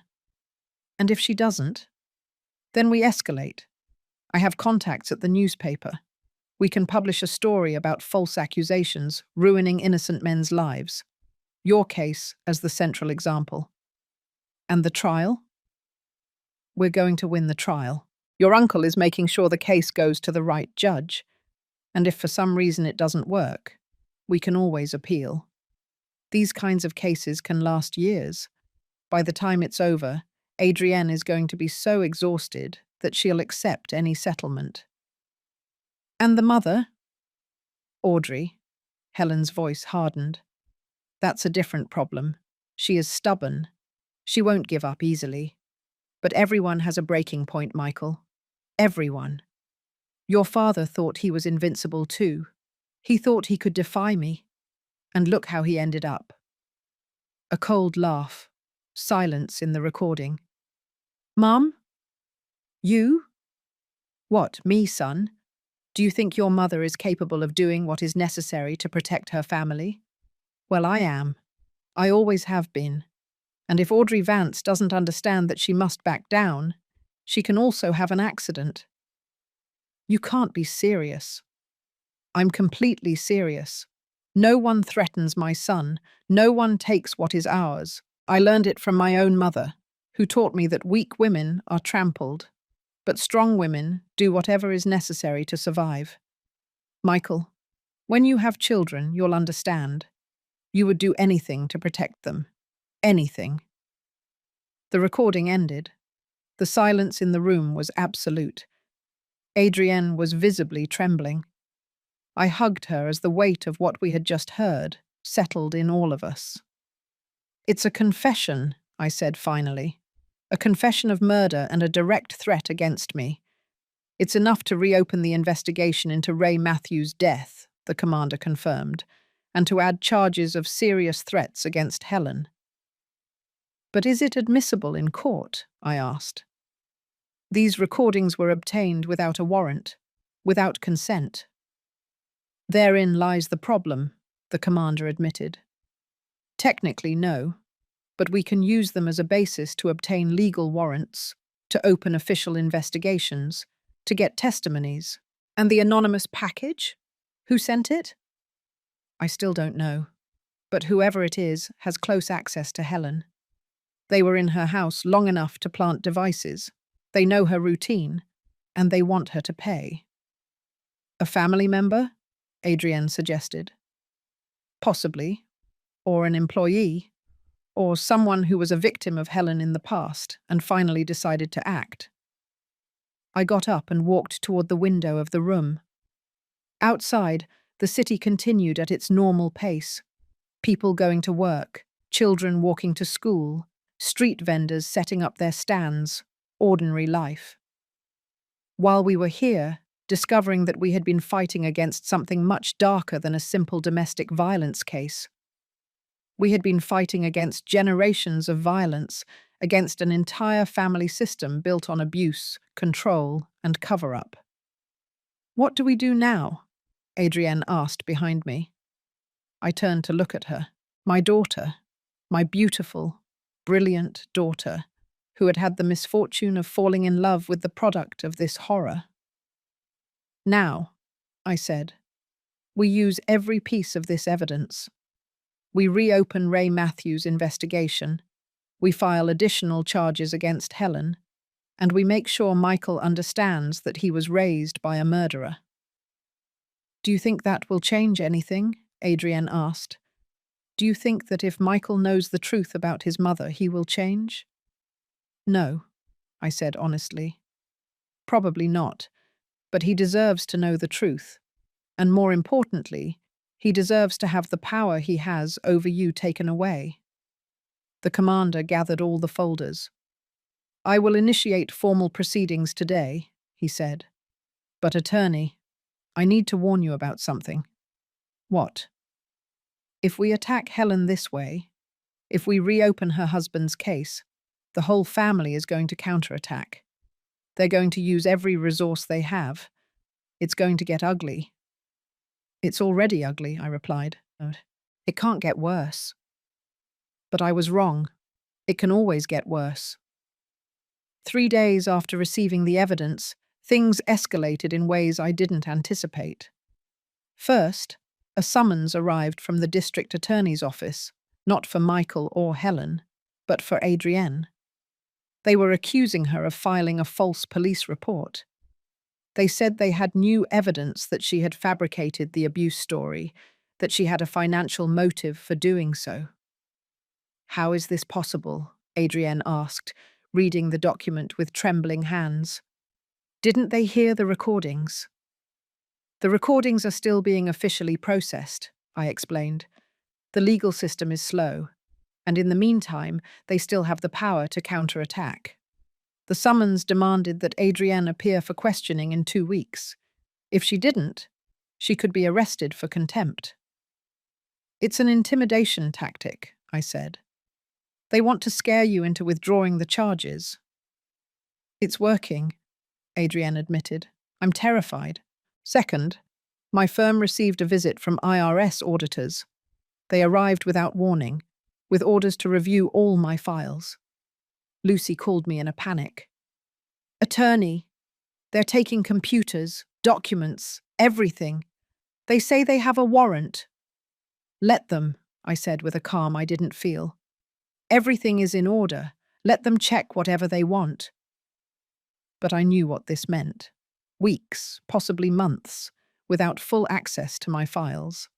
Cases that would be delayed. Clients who would lose confidence, calculated collateral damage. Third, and this was the most painful, a letter arrived. It was from the American Bar Association. A formal complaint had been filed against me, alleging unethical conduct in Adrienne's case. They said I had a conflict of interest by representing my own daughter, that I had used my personal position to exert undue pressure on the authorities. The letter indicated that there would be a disciplinary hearing. Depending on the outcome, I could face temporary suspension of my license. 32 years of an impeccable career. 32 years defending what was right. And now, for defending my own daughter, my license was at risk. That night I sat in Robert's study, the one we had shared for so many years. His books still on the shelves, his chair still next to the desk. I needed his wisdom, his calm, his perspective. "I don't know if I can do this," I said to the empty space. "I don't know if I'm strong enough." Of course there was no answer, but then I remembered something Robert used to say when I came home after especially difficult days in court. "Audrey, justice doesn't always win, but those who fight for justice never truly lose, because the very act of fighting, of refusing to give up, is already a victory." He was right. He was always right. I got up, wiped away the tears I hadn't noticed were falling, and returned to the living room where Adrienne was sitting, looking at her phone with a lost expression. "Honey," I said, sitting next to her, "I need you to understand something." She looked at me. "We are going to lose the things in this fight. Maybe I will lose my license temporarily. Maybe you will lose some cases at your job. Maybe we will lose friends, reputation, money. Mum, let me finish. We are going to lose things, but there is something we are not going to lose. We are not going to lose your life. We are not going to lose your dignity. We are not going to lose the truth. And when all this is over, when you look back, you will be able to live with yourself, because you will know that you did the right thing, that you did not surrender to fear, that you did not allow a violent man and his murderer mother to dictate your destiny." Adrienne hugged me. "Thank you," she whispered, "for not giving up on me. Never, my love, never." We stayed like that, embracing, while outside the sun set over New York City. Tomorrow would come with new challenges, new battles, new attempts to destroy us. But tonight, in this moment, we were simply a mother and a daughter, supporting each other. And that, I decided, was enough. Because the most important moral revelations was not about Helen or Michael. It was about us, about our strength, about our resistance, about our absolute refusal to be destroyed. They had power, money, connections. But we had something stronger. We had the truth. And the truth, sooner or later, always finds its way to the light, even if it has to pass through all the darkness first. I still wonder if I did the right thing by not giving in to the pressure. Sometimes I wonder if protecting my daughter was worth risking everything I built. What about you? What would you have done in my place? The disciplinary hearing was scheduled for a Tuesday morning. I put on my most formal suit, the navy blue one Robert had given me for my 10th anniversary as a lawyer. I carefully applied my makeup, covering the dark circles from sleepless nights. I put my hair up in a neat bun. I had to look like what I was, a professional with 3 decades of impeccable experience, not a woman on the verge of collapse. Adrienne wanted to come with me, but I told her to stay home. I didn't need her to see her mother judged for the simple act of protecting her. The Bar Association building was downtown, an old, imposing structure with those columns that are supposed to inspire respect for justice. That morning, it only inspired disgust. The hearing room was on the 3rd floor. When I walked in, there was a panel of 5 lawyers sitting behind a long table. 3 men, 2 women, all older than me, all with carefully neutral expressions. I recognized 2 of them, Mr. Chitty Arthur Bell, a corporate lawyer who had always looked down on those of us who specialized in family cases, and Ms. Patricia Harris, who 30 years ago had been my classmate in law school. We hadn't spoken in a decade. Attorney Vance, said the panel chairman, a man of nearly 70 named Richard Wells. Thank you for appearing. As if I had a choice. I sat down in the chair across from them, alone. My lawyer, a colleague who had offered to represent me at no cost, was sitting behind me. But this was my battle. This hearing, Mr. Wells began, has been convened to review a complaint filed against you for alleged unethical conduct in the case against Mr. Michael Matthews. Do you understand the charges?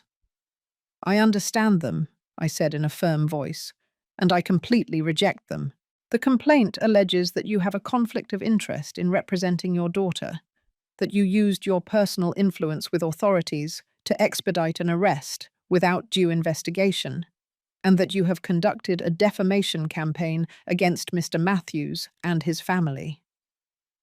Every word was a carefully constructed lie, but presented with that formal legal language, it sounded almost credible. Mr. Wells, I said, my daughter was a victim of domestic violence in my presence. I was a direct witness. There is no conflict of interest in protecting a victim, especially when that victim is your own daughter. In fact, any mother who did not act under those circumstances would be the one who deserved to be questioned. But as an attorney, Mr. Bell intervened with that condescending tone that so irritated me, you should have known that the most appropriate course of actions was to recommend your daughter seek independent representation. Your personal involvement compromises objectivity. Objectivity, I repeated, feeling the rage rise. You want to talk about objectivity when my daughter was bleeding on the floor of a dining room? When her husband had just hit her 3 times in front of me? Attorney Vance, Mr. Wells said in a warning tone, maintain a professional demeanor. I took a deep breath. I contained the words I really wanted to say. My apologies. What I am trying to explain is that I acted within my rights and responsibilities, as a citizen, as a witness, and as a mother. At no time did I violate the ethical rules of our profession. Ms. Harris spoke for the first time. Audrey, she said, and the use of my first name took me by surprise. I understand your position, but you must understand that this situation is complicated. Mr. Matthews comes from a respectable family. His uncle is a magistrate. His cousin is a prosecutor. There are considerations. Considerations? I interrupted her. Considerations about what, Patty?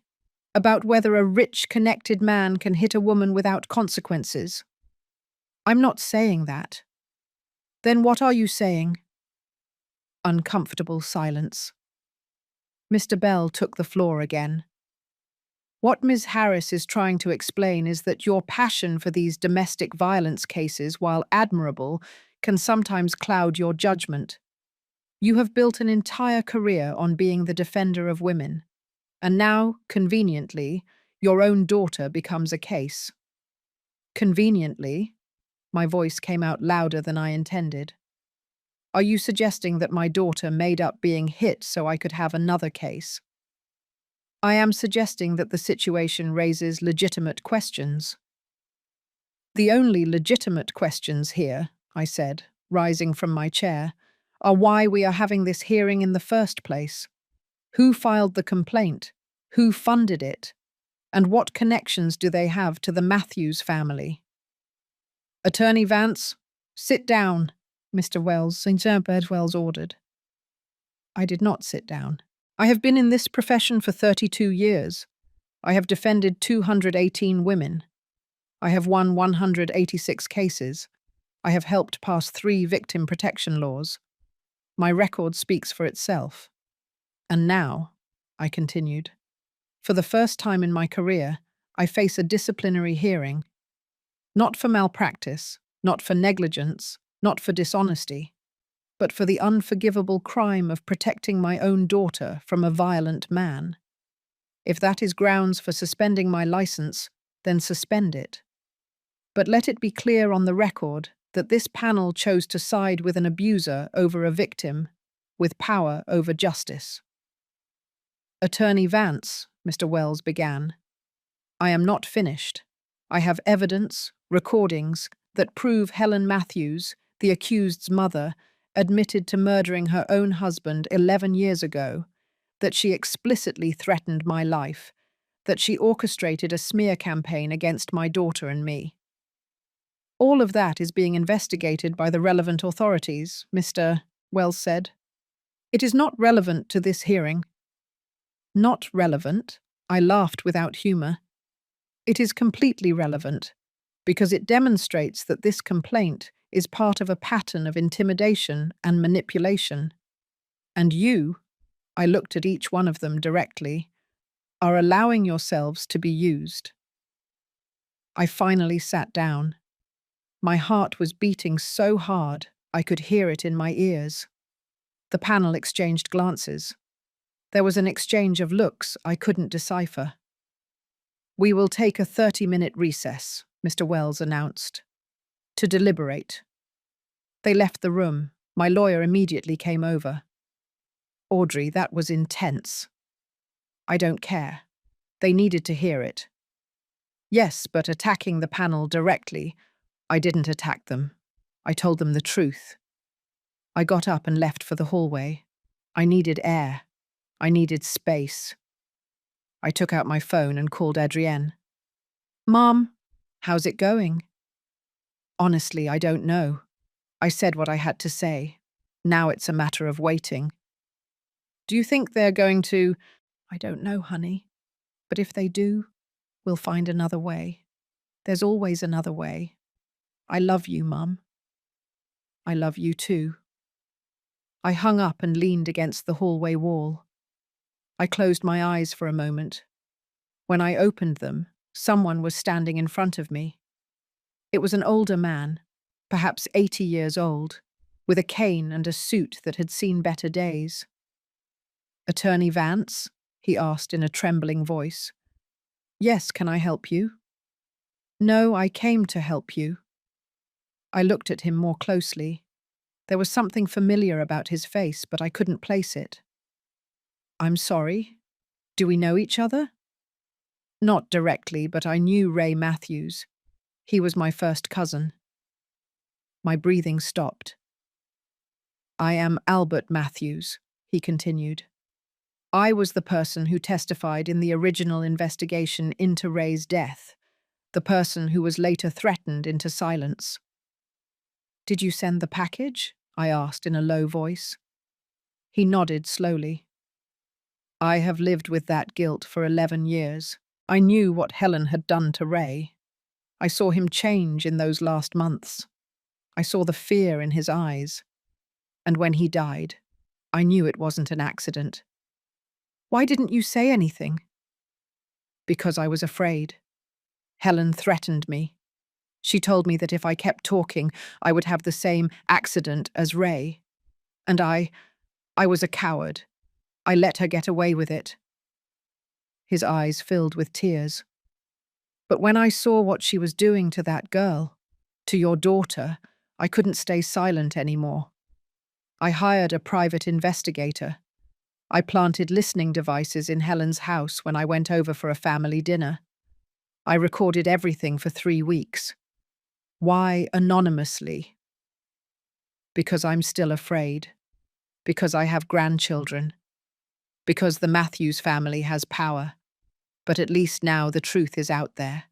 At least now there's a chance for Helen to pay. I looked at this old man, shaking with his cane, who had found the courage to do the right thing after 11 years. Thank you, I said simply. Thank you for giving Ray a voice after so long. It was the least I could do. He was a good man. He didn't deserve what happened to him. Would you be willing to testify? Officially? He hesitated. If they guarantee me protection, then yes. It's time for this to end. It's time for Ray to have justice. I gave him my card. I promised him that Commander Vance would contact him to arrange protection. When he left, limping with his cane down the hallway, I felt something I hadn't felt in weeks. Hope. The 30 minutes turned into an hour, then 2. Finally, I was called back into the room. The 5 panel members were seated again. Their expressions were illegible. Mr. Wells spoke. Attorney Vance, this panel has carefully reviewed the evidence presented, the allegations against you, and your defense arguments. We have decided to temporarily suspend this hearing. What? I couldn't contain my surprise. Given the new revelations regarding the Matthews case and the evidence being processed by criminal authorities, we deem it premature to issue a judgment on your professional conduct at this time.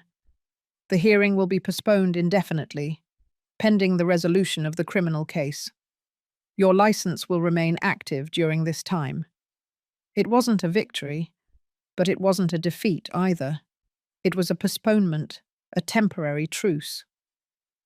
However, Mr. Wells continued, it must be clear that if it is determined at any point that you acted unethically, this hearing will be resumed. I understand, I said. You may leave. I got up. I didn't say anything else. There was nothing more to say. When I left the building, the sun was at its highest point. It was hot. The city was bustling with normal life. I called Adrienne immediately. They didn't suspend me, I said as soon as she answered. They postponed the decision. Is that good?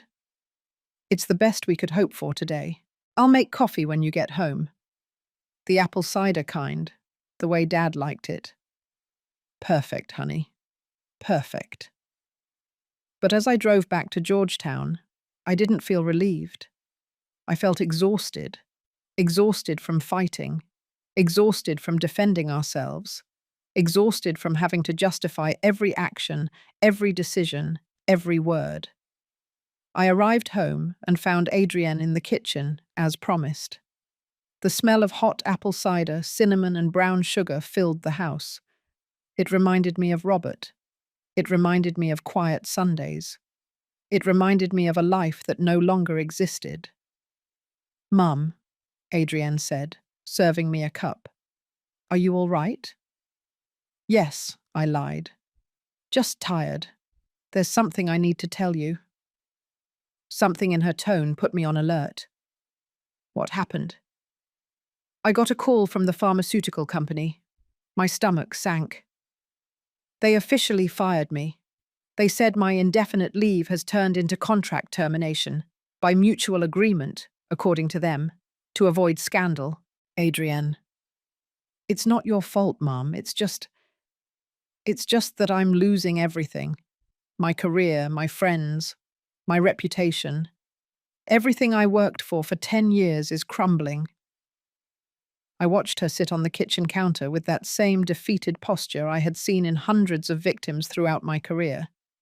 And I realized something terrible. We were losing. Not legally, not yet. But we were losing the war of attrition. Helen and Michael didn't need to win in court. They just needed to slowly destroy us, take away everything that mattered until there was nothing left to fight for. It was a brilliant strategy in its cruelty, and it was working. That night, while Adrienne slept, I sat in Robert's study again. I don't know how much longer we can resist, I said to his photograph on the desk. We are losing everything, and I don't even know if it will be worth it in the end. Of course, there was no answer. But then my phone rang. It was Commander Vance. Attorney, I need you to come to the station. First thing tomorrow morning. It's urgent. What happened? Michael Matthews. He violated the restraining order. He was arrested 2 hours ago. My heart raced. What did he do? He went to the Beverly Hills house, the house he shared with Adrienne. Apparently, he didn't know that we had installed surveillance after the threats. The cameras caught everything. Caught what? The commander paused. They caught him destroying the house, breaking windows, trashing furniture, and writing messages on the walls. What kind of messages? Threats. Very specific threats against Adrienne and against you. I closed my eyes. Where is he now? In custody.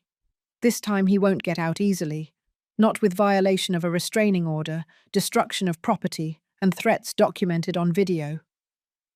I'll be there first thing in the morning. I hung up and stared into the darkness outside the window. Michael had lost control. He had crossed the line so obviously that not even his family could protect him this time. It was a victory. But I didn't feel victorious. I felt hollow, because I knew this wasn't over, that Helen was still out there, free, dangerous, and that as long as she existed, neither of us would truly be safe. The Beverly Hills house looked like a war zone. We arrived early in the morning, Adrienne and I, escorted by Commander Vance. The police had cordoned off the area. Neighbors peered from their windows, some taking photos with their phones.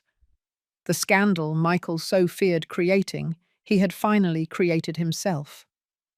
The front door was splintered, as if it had been kicked repeatedly.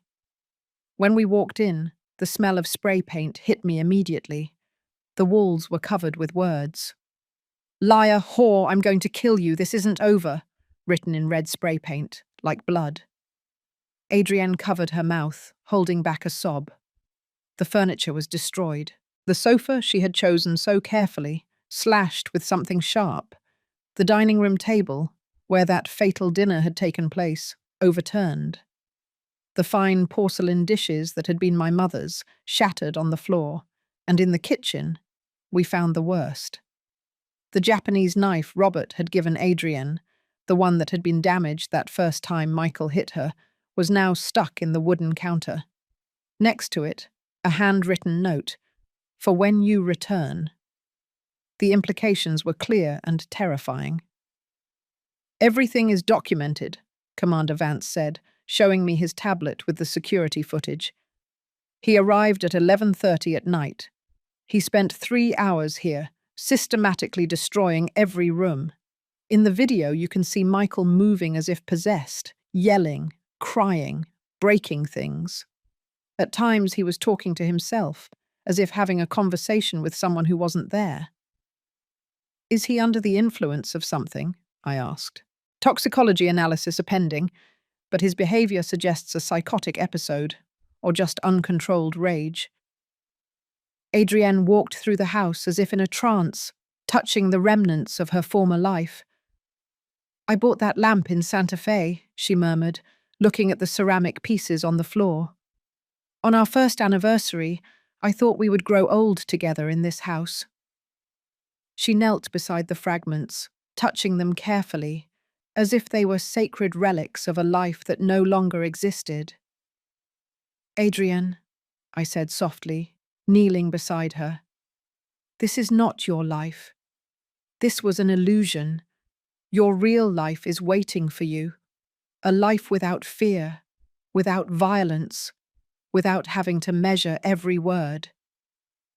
"But Mum, look at this. Look what my marriage turned into. Walls with threats, destroyed furniture. How did we get here?" "Because you married a sick man, raised by a sick woman. It's not your fault." "But I chose him. I said yes. I ignored all the signs." "Because he fooled you. Because that's what abusers do. They present themselves as Prince Charming until the trap closes." I helped her up, her knees trembling. "Do you want to take anything?" I asked. "Anything you want to keep?" She looked around. The shattered living room, the ruined dining room, the kitchen stained with hatred. "No," she finally said. "I don't want anything from here. This house is cursed with his violence, with his rage. Let it rot." It was the first time I had heard genuine clarity in her voice since all this began. "But there is something I need to do," she continued. "What?" "I need to see him." "Michael?" "Yes, I need to look him in the eyes one last time. I need to tell him what I never could when we were together." Commander Vance listened to us. "I can arrange it," he said. "He's in custody. He's technically still entitled to visits from his wife. But, attorney—" He looked directly at me. "Are you sure this is a good idea?" "No," I admitted. "I'm not sure. But it is Adrienne's decision." We looked at my daughter. "I'm sure," she said firmly. "I need to do this. For me." 2 hours later, we were in the jail's visitation room. Adrienne had changed her clothes, putting on a simple but elegant dress. She had put on light makeup. She looked beautiful, strong, nothing like the broken woman Michael expected to find. I was sitting outside, watching through the glass of a door. Commander Vance was by my side, along with 2 security guards. "If he makes any threatening moves," the commander assured me, "we'll go in immediately." I nodded. Michael entered the room in handcuffs. He had lost weight. He had deep, dark circles under his eyes. His jail uniform was too big for him. He no longer looked like the successful, well-dressed engineer I had met 5 years ago. He looked like what he was, a man destroyed by his own violence. When he saw Adrienne, his face went through a sequence of emotions: surprise, relief, hope. "Adrienne," he said, his voice breaking, "you came. I knew you would come. I knew you still love me." Adrienne didn't answer immediately, just looked at him with an expression I couldn't decipher. "Sit down, Michael," she finally said. He obeyed, sitting across from her with his handcuffed hands on the table. "I made a mistake," he began immediately. "A terrible mistake last night. I don't know what came over me. It was like something broke inside of me. But I can fix it. We can fix everything. If you just forgive me." "I didn't come here to forgive you," Adrienne interrupted him. The silence that followed was absolute. "What?" "I didn't come here to forgive you, Michael. I came to tell you the truth I should have told you 3 years ago. Adrienne, please, no. It's my turn to talk now. For the first time in our marriage, you are going to listen to me without interrupting, without yelling, without hitting." Michael closed his mouth. Something in Adrienne's tone must have told him that this time was different. "When I met you," she continued, "I thought you were everything I had ever dreamed of. Smart, successful, charming. My friends envied me, my family admired you. I thought I had won the lottery. But little by little, so gradually that I barely noticed, you started changing me, molding me into something that wasn't me. You criticized my clothes, questioned my friendships, controlled my time, and I allowed it because I thought that was love. I thought your jealousy meant you cared. Adrienne, everything I did was because I loved you." "No," she said firmly. "What you felt wasn't love, it was possession. I wasn't your wife, I was your property, something you thought you could control, manipulate, punish when it didn't obey." Michael shook his head, tears beginning to fall. "No, it's not like that. I love you. I have always loved you. Did you love me when you hit me for spilling a drop of water? Did you love me when you locked me in our room because I came home late from work? Did you love me when you destroyed the house we bought together and wrote death threats on the walls?" Every question was a stab. Michael flinched with each one. "Your mother taught you that this is how you love," Adrienne continued, "because that's how she loved your father, with control, with violence, with the belief that she had rights over his life. Don't bring my mother into this. Your mother murdered your father, Michael. She killed him and made you believe it was an accident. She raised you with that lie. She taught you that violence was normal, that control was affection, that victims were guilty. That's a lie, Michael screamed, rising from his chair. The guards tensed, ready to intervene. Sit down, Adrienne ordered with supernatural calm, and to my surprise, Michael obeyed. We have recordings, Adrienne said, of your mother admitting what she did, threatening to do the same thing to me, with you right there, listening, supporting her. She wasn't serious. Yes, she was serious. And deep down you know it. You have always known it. That's why you never questioned the accident story. That's why you never really investigated how your father died. Michael fell apart, literally bending over the table, sobbing. I don't know who I am without her, he admitted through tears. I don't know how to be. She is all I have. And that, Adrienne said, is precisely the tragedy, because you could have been different. You could have chosen to be the man you pretended to be when we met, but you chose to be like her. What am I going to do? Michael asked, his voice that of a lost child. What's going to become of me? I don't know. And honestly, Michael, it's not my problem anymore. Adrienne stood up. I came here for one reason, to tell you that I am no longer afraid of you, that I no longer blame myself for what you did to me, that I understand that you were both a victim and a perpetrator. But that does not excuse what you did. I came to tell you that I am starting divorce proceedings, that I am going to get my house back, my money, my life, and that never, ever again will you have power over me. Adrienne, please don't go. Goodbye, Michael. I hope that someday, in some prison cell, you find the real therapy you need.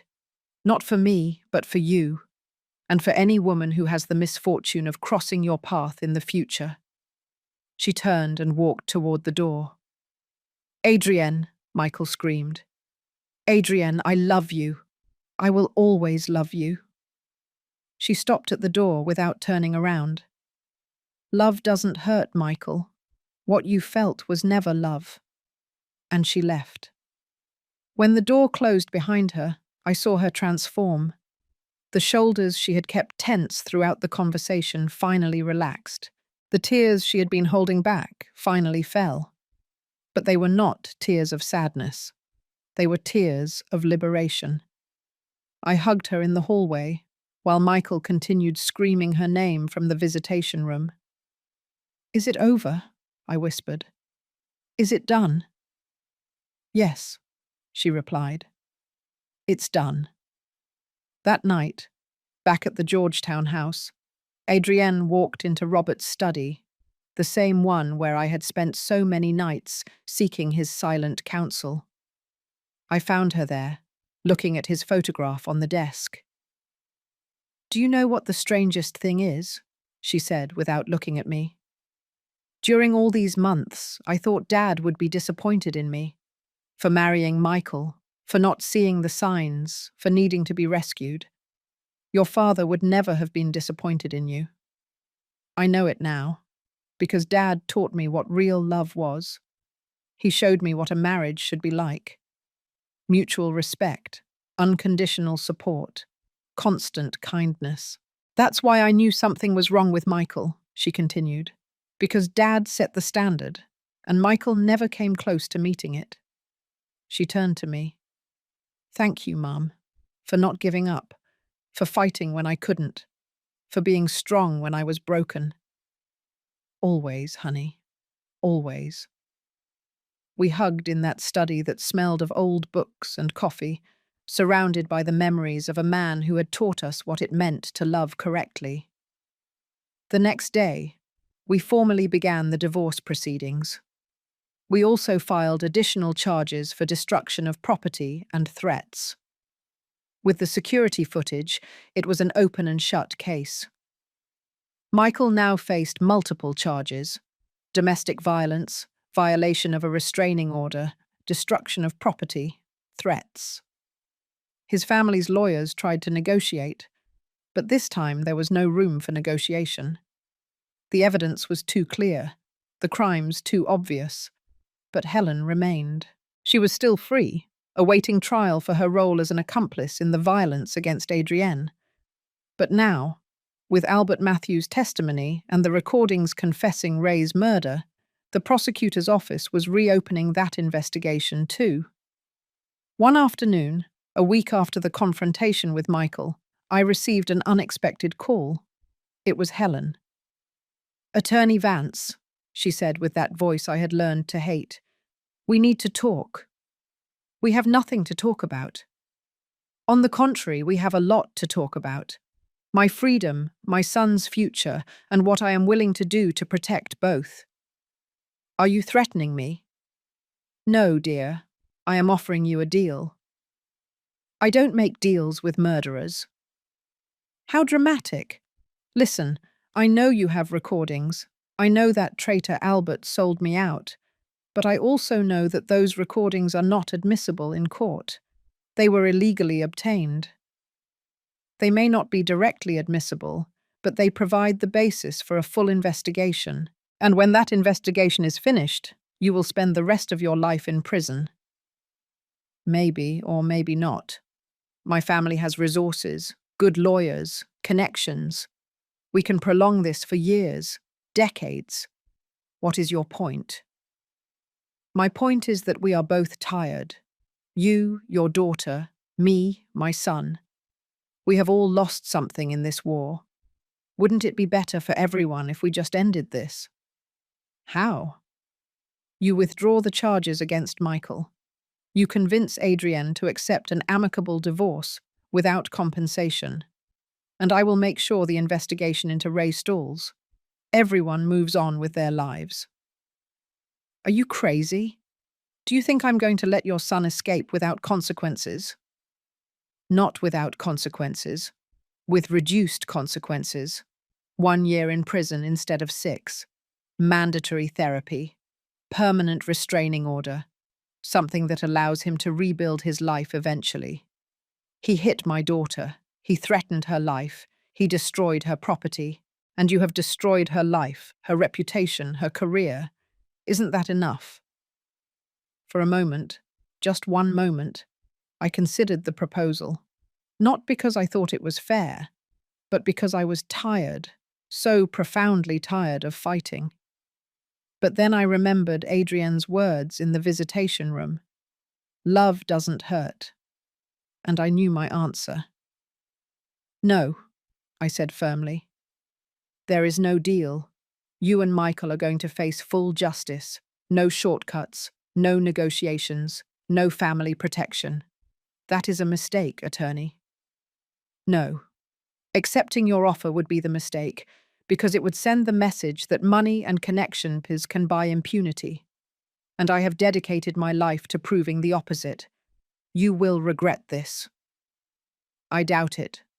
But Helen, there is something I want you to know. What? Ray is going to have justice. Finally, after 11 years, his death is going to be properly investigated. His name will be cleared. And you are going to face what you did to him. You can't prove anything. I have your confession on audio. I have Albert's testimony. I have the original forensic reports with the doctor's notes. And I have something else. What? I have time.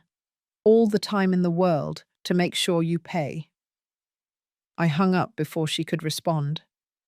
That night, sitting in the garden of the house, looking at the stars, I felt something I hadn't felt in months.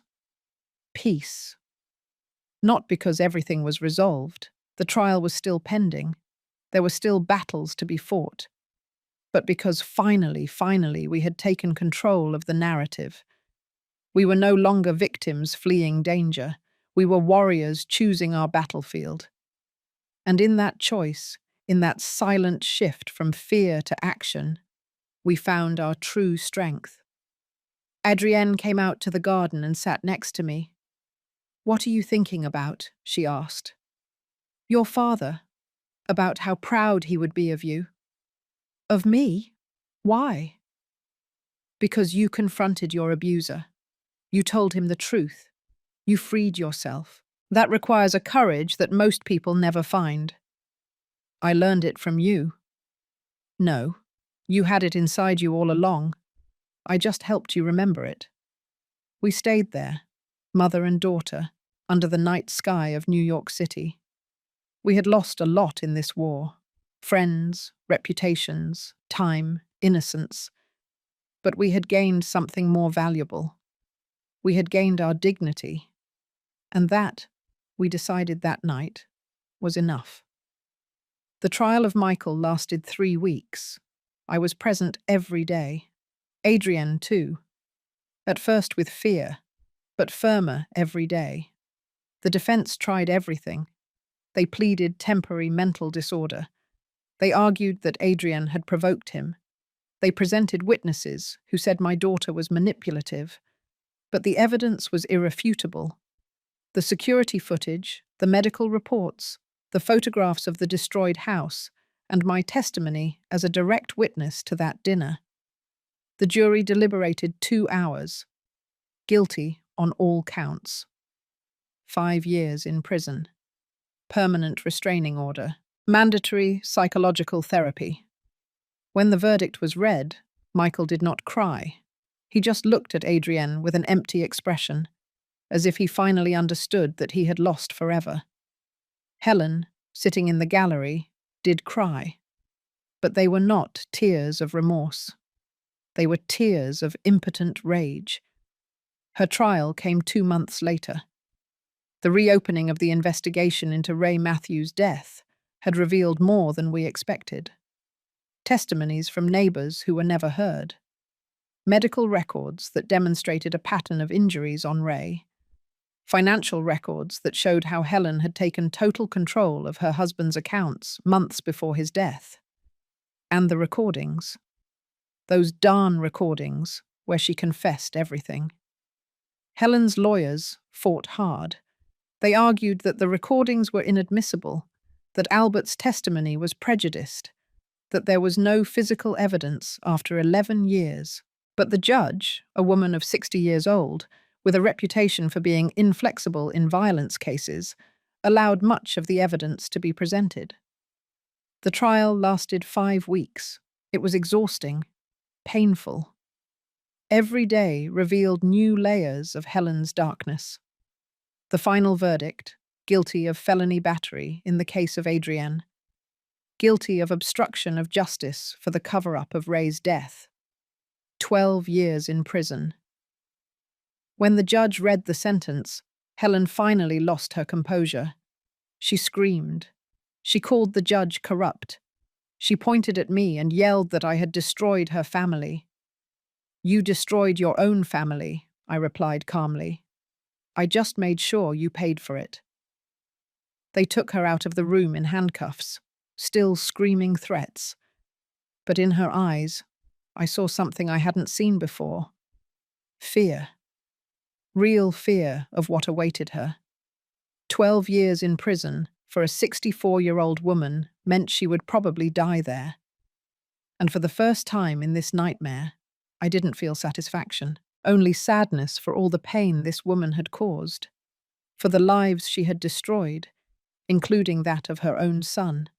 6 months after the trial, Adrienne received a letter. It was from Michael, from prison. She hesitated to open it.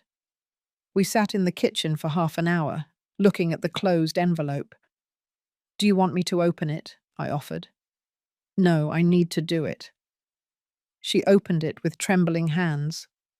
The letter was short, handwritten with shaky handwriting. "Adrienne, I don't expect you to read this. I don't expect you to forgive me. I just needed to write these words, even if they never reach you. I am in therapy, real therapy, this time. I have started to understand what my mother did to me, what I did to you, the cycle of violence that I repeated without even realizing it. My therapist asked me last week if I was ever truly happy in our marriage. It took me days to realize that the answer is no, because it wasn't happiness I felt. It was control, and when I lost that control, I was so terrified that I responded with violence. I know I will spend years here. I deserve it. But I want you to know something. You were right. About everything. My mother killed my father.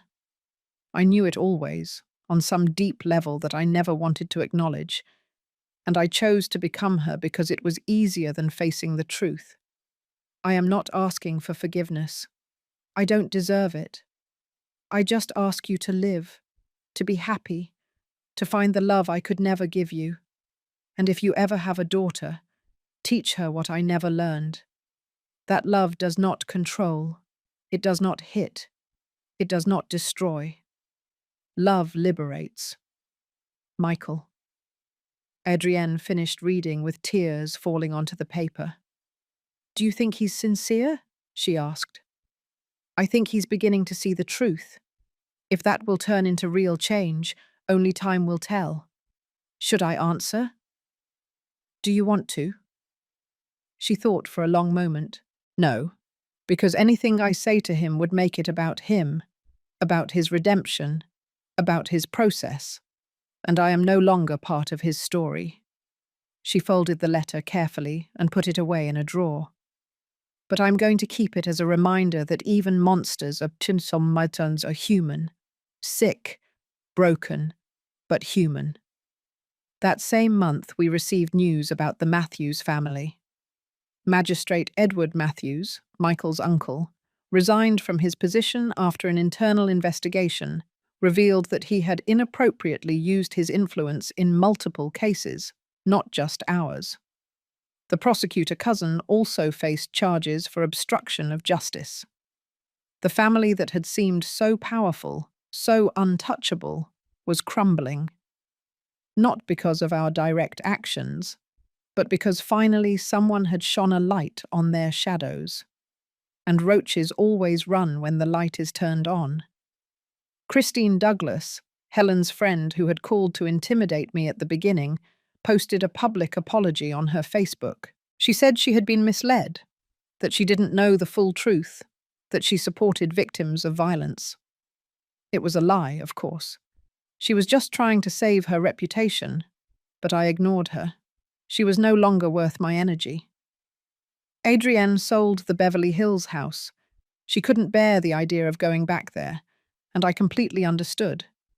With the money, plus the compensation the judge ordered Michael to pay, she bought a small but bright apartment in Brooklyn. A new place, without memories, without ghosts. I helped her decorate it. New furniture, bright colors, plants in every window. It's mine, she said the day she moved in. Completely mine.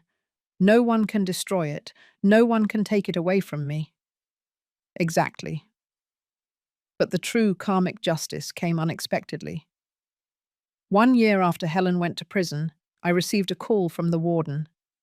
Helen had suffered a stroke. She survived, but was partially paralyzed. She needed constant assistance for the most basic activities. The woman who had controlled everything, who had exerted absolute power over her family, now depended completely on others to eat, dress, move. Is it terrible that I don't feel sorry?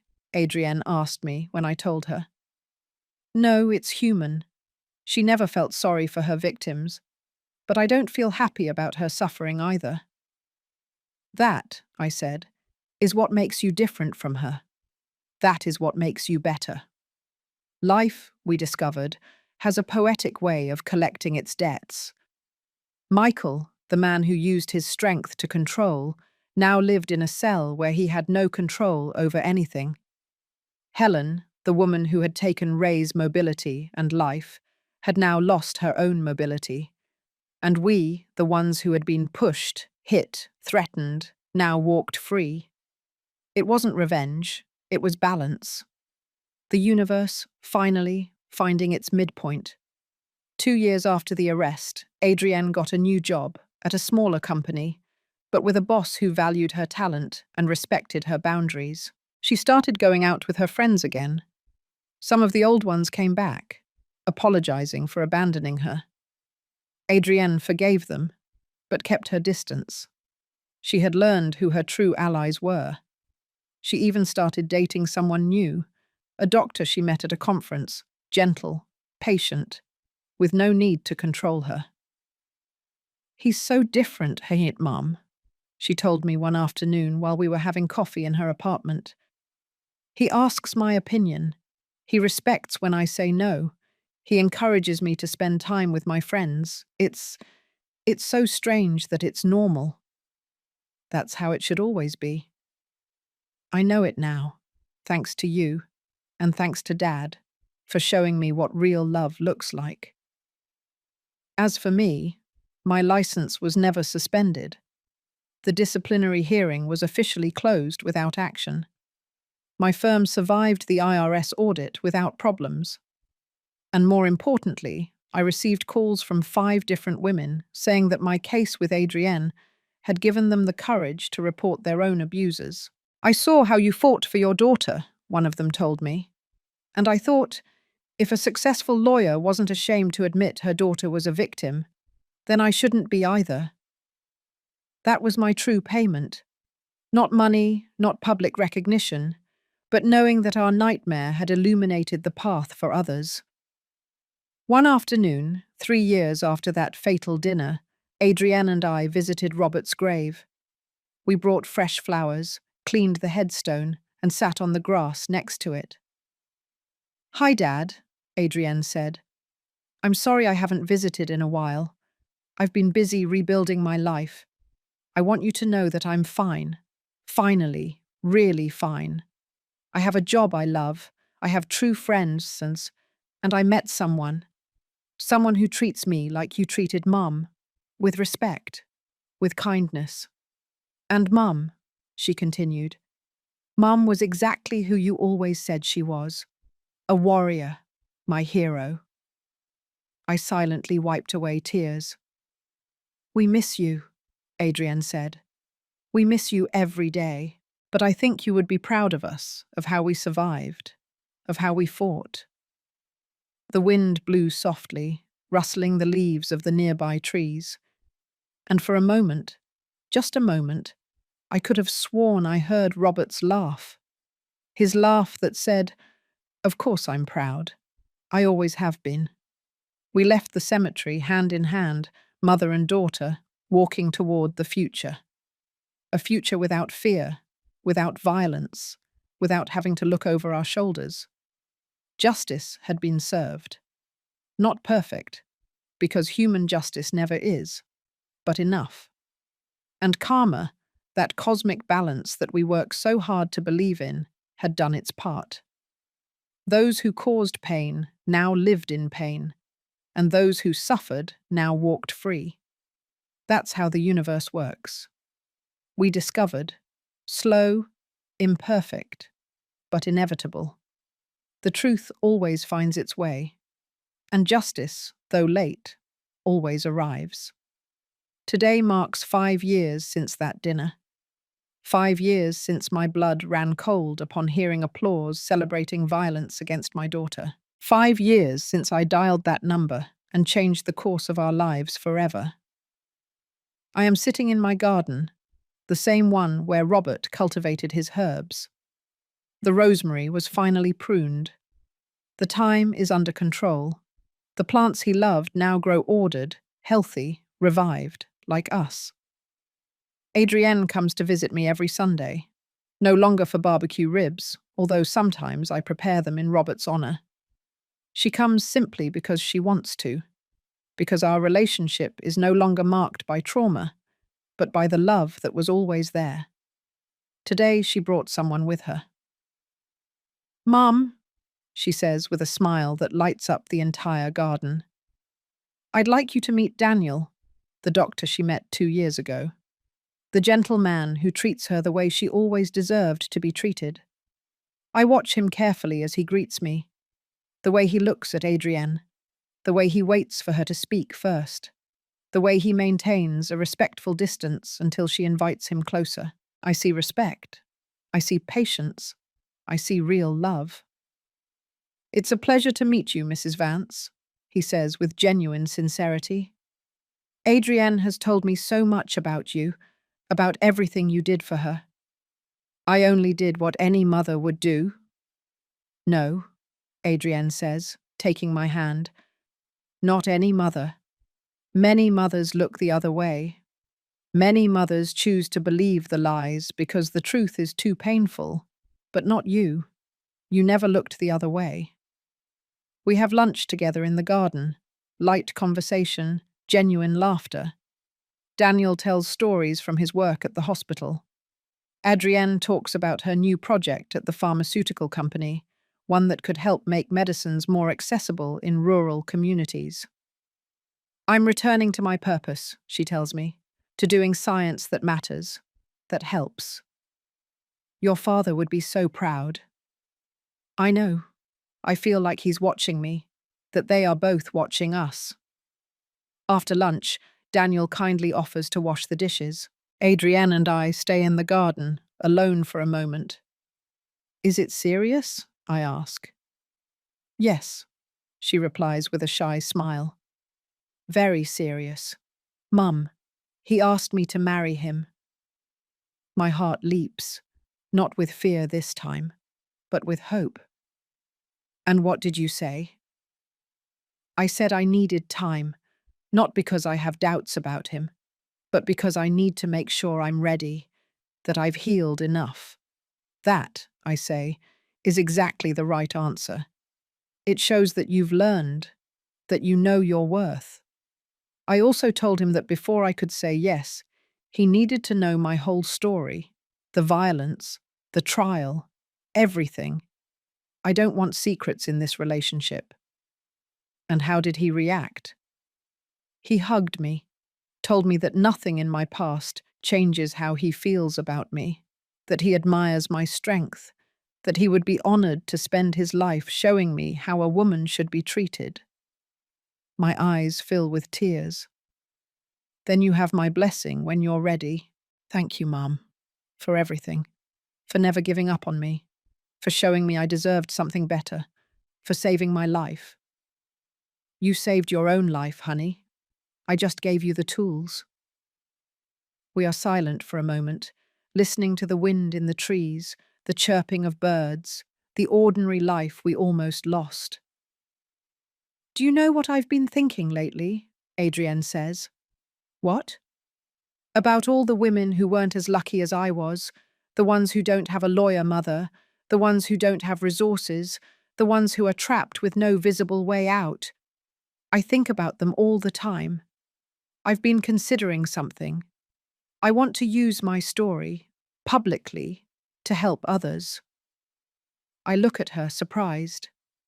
Are you sure? That means exposing yourself, reliving the trauma. I know. But Mum, if my story can help a single woman recognize the signs, have the courage to report, know that there is life after abuse, then it's worth it. My daughter, my beautiful, brave daughter. Then we will do it together. I will support you every step of the way. Daniel comes out of the kitchen, drying his hands. Am I interrupting something important? No, Adrienne says, standing up. We were just finishing. Ready to go? Whenever you are ready. They say goodbye. I watch them walk away, hand in hand, toward his car. And for the first time in 5 years, I feel complete peace because my daughter not only survived, she flourished. That night, alone at home, I open my laptop. I have been writing these memoirs for months. The complete story, every detail, not for me, but for the others. For the women sitting at family dinners, feeling that something is wrong, but unable to name it. For the ones who receive the first blow and wonder if they are overreacting. For the ones who love their abusers and hate themselves for it. For the mothers who suspect but are afraid to ask. I write the last line. If my story helps a single woman open her eyes, it will have been worth it. Every tear, every battle, every sleepless night. Because in the end, it is not about revenge, it is about justice. And justice begins when someone, somewhere says, no more. I said no more that night in that dining room. When will you say it? I close the laptop. Tomorrow I will send it to be published. Tomorrow another battle will begin, this time to change hearts and minds. But tonight, I allow myself to simply be a 62-year-old woman. Mother, lawyer, widow, survivor. I pour myself a cup of hot apple cider, the last one Robert taught me to make, and I toast silently to my husband, who taught me what true love was, to my daughter, who found her strength in the darkness, to all the women who came before us, paving paths, and to all those who will come after, walking the paths we helped create. Violence did not win.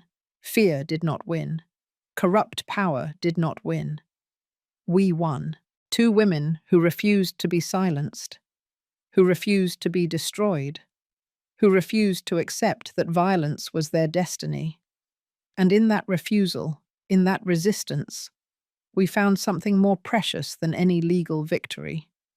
We found our voice, our dignity, our freedom. If you are listening to this and recognize your story in mine, I want you to know something. You are not alone. You are not crazy. It is not your fault. And yes, there is a way out. Maybe you can't see it now. Maybe you feel trapped. Maybe you love the person who hurts you and that confuses you. All of that is normal. But listen closely to me. You deserve love that doesn't hurt. You deserve respect that is unconditional.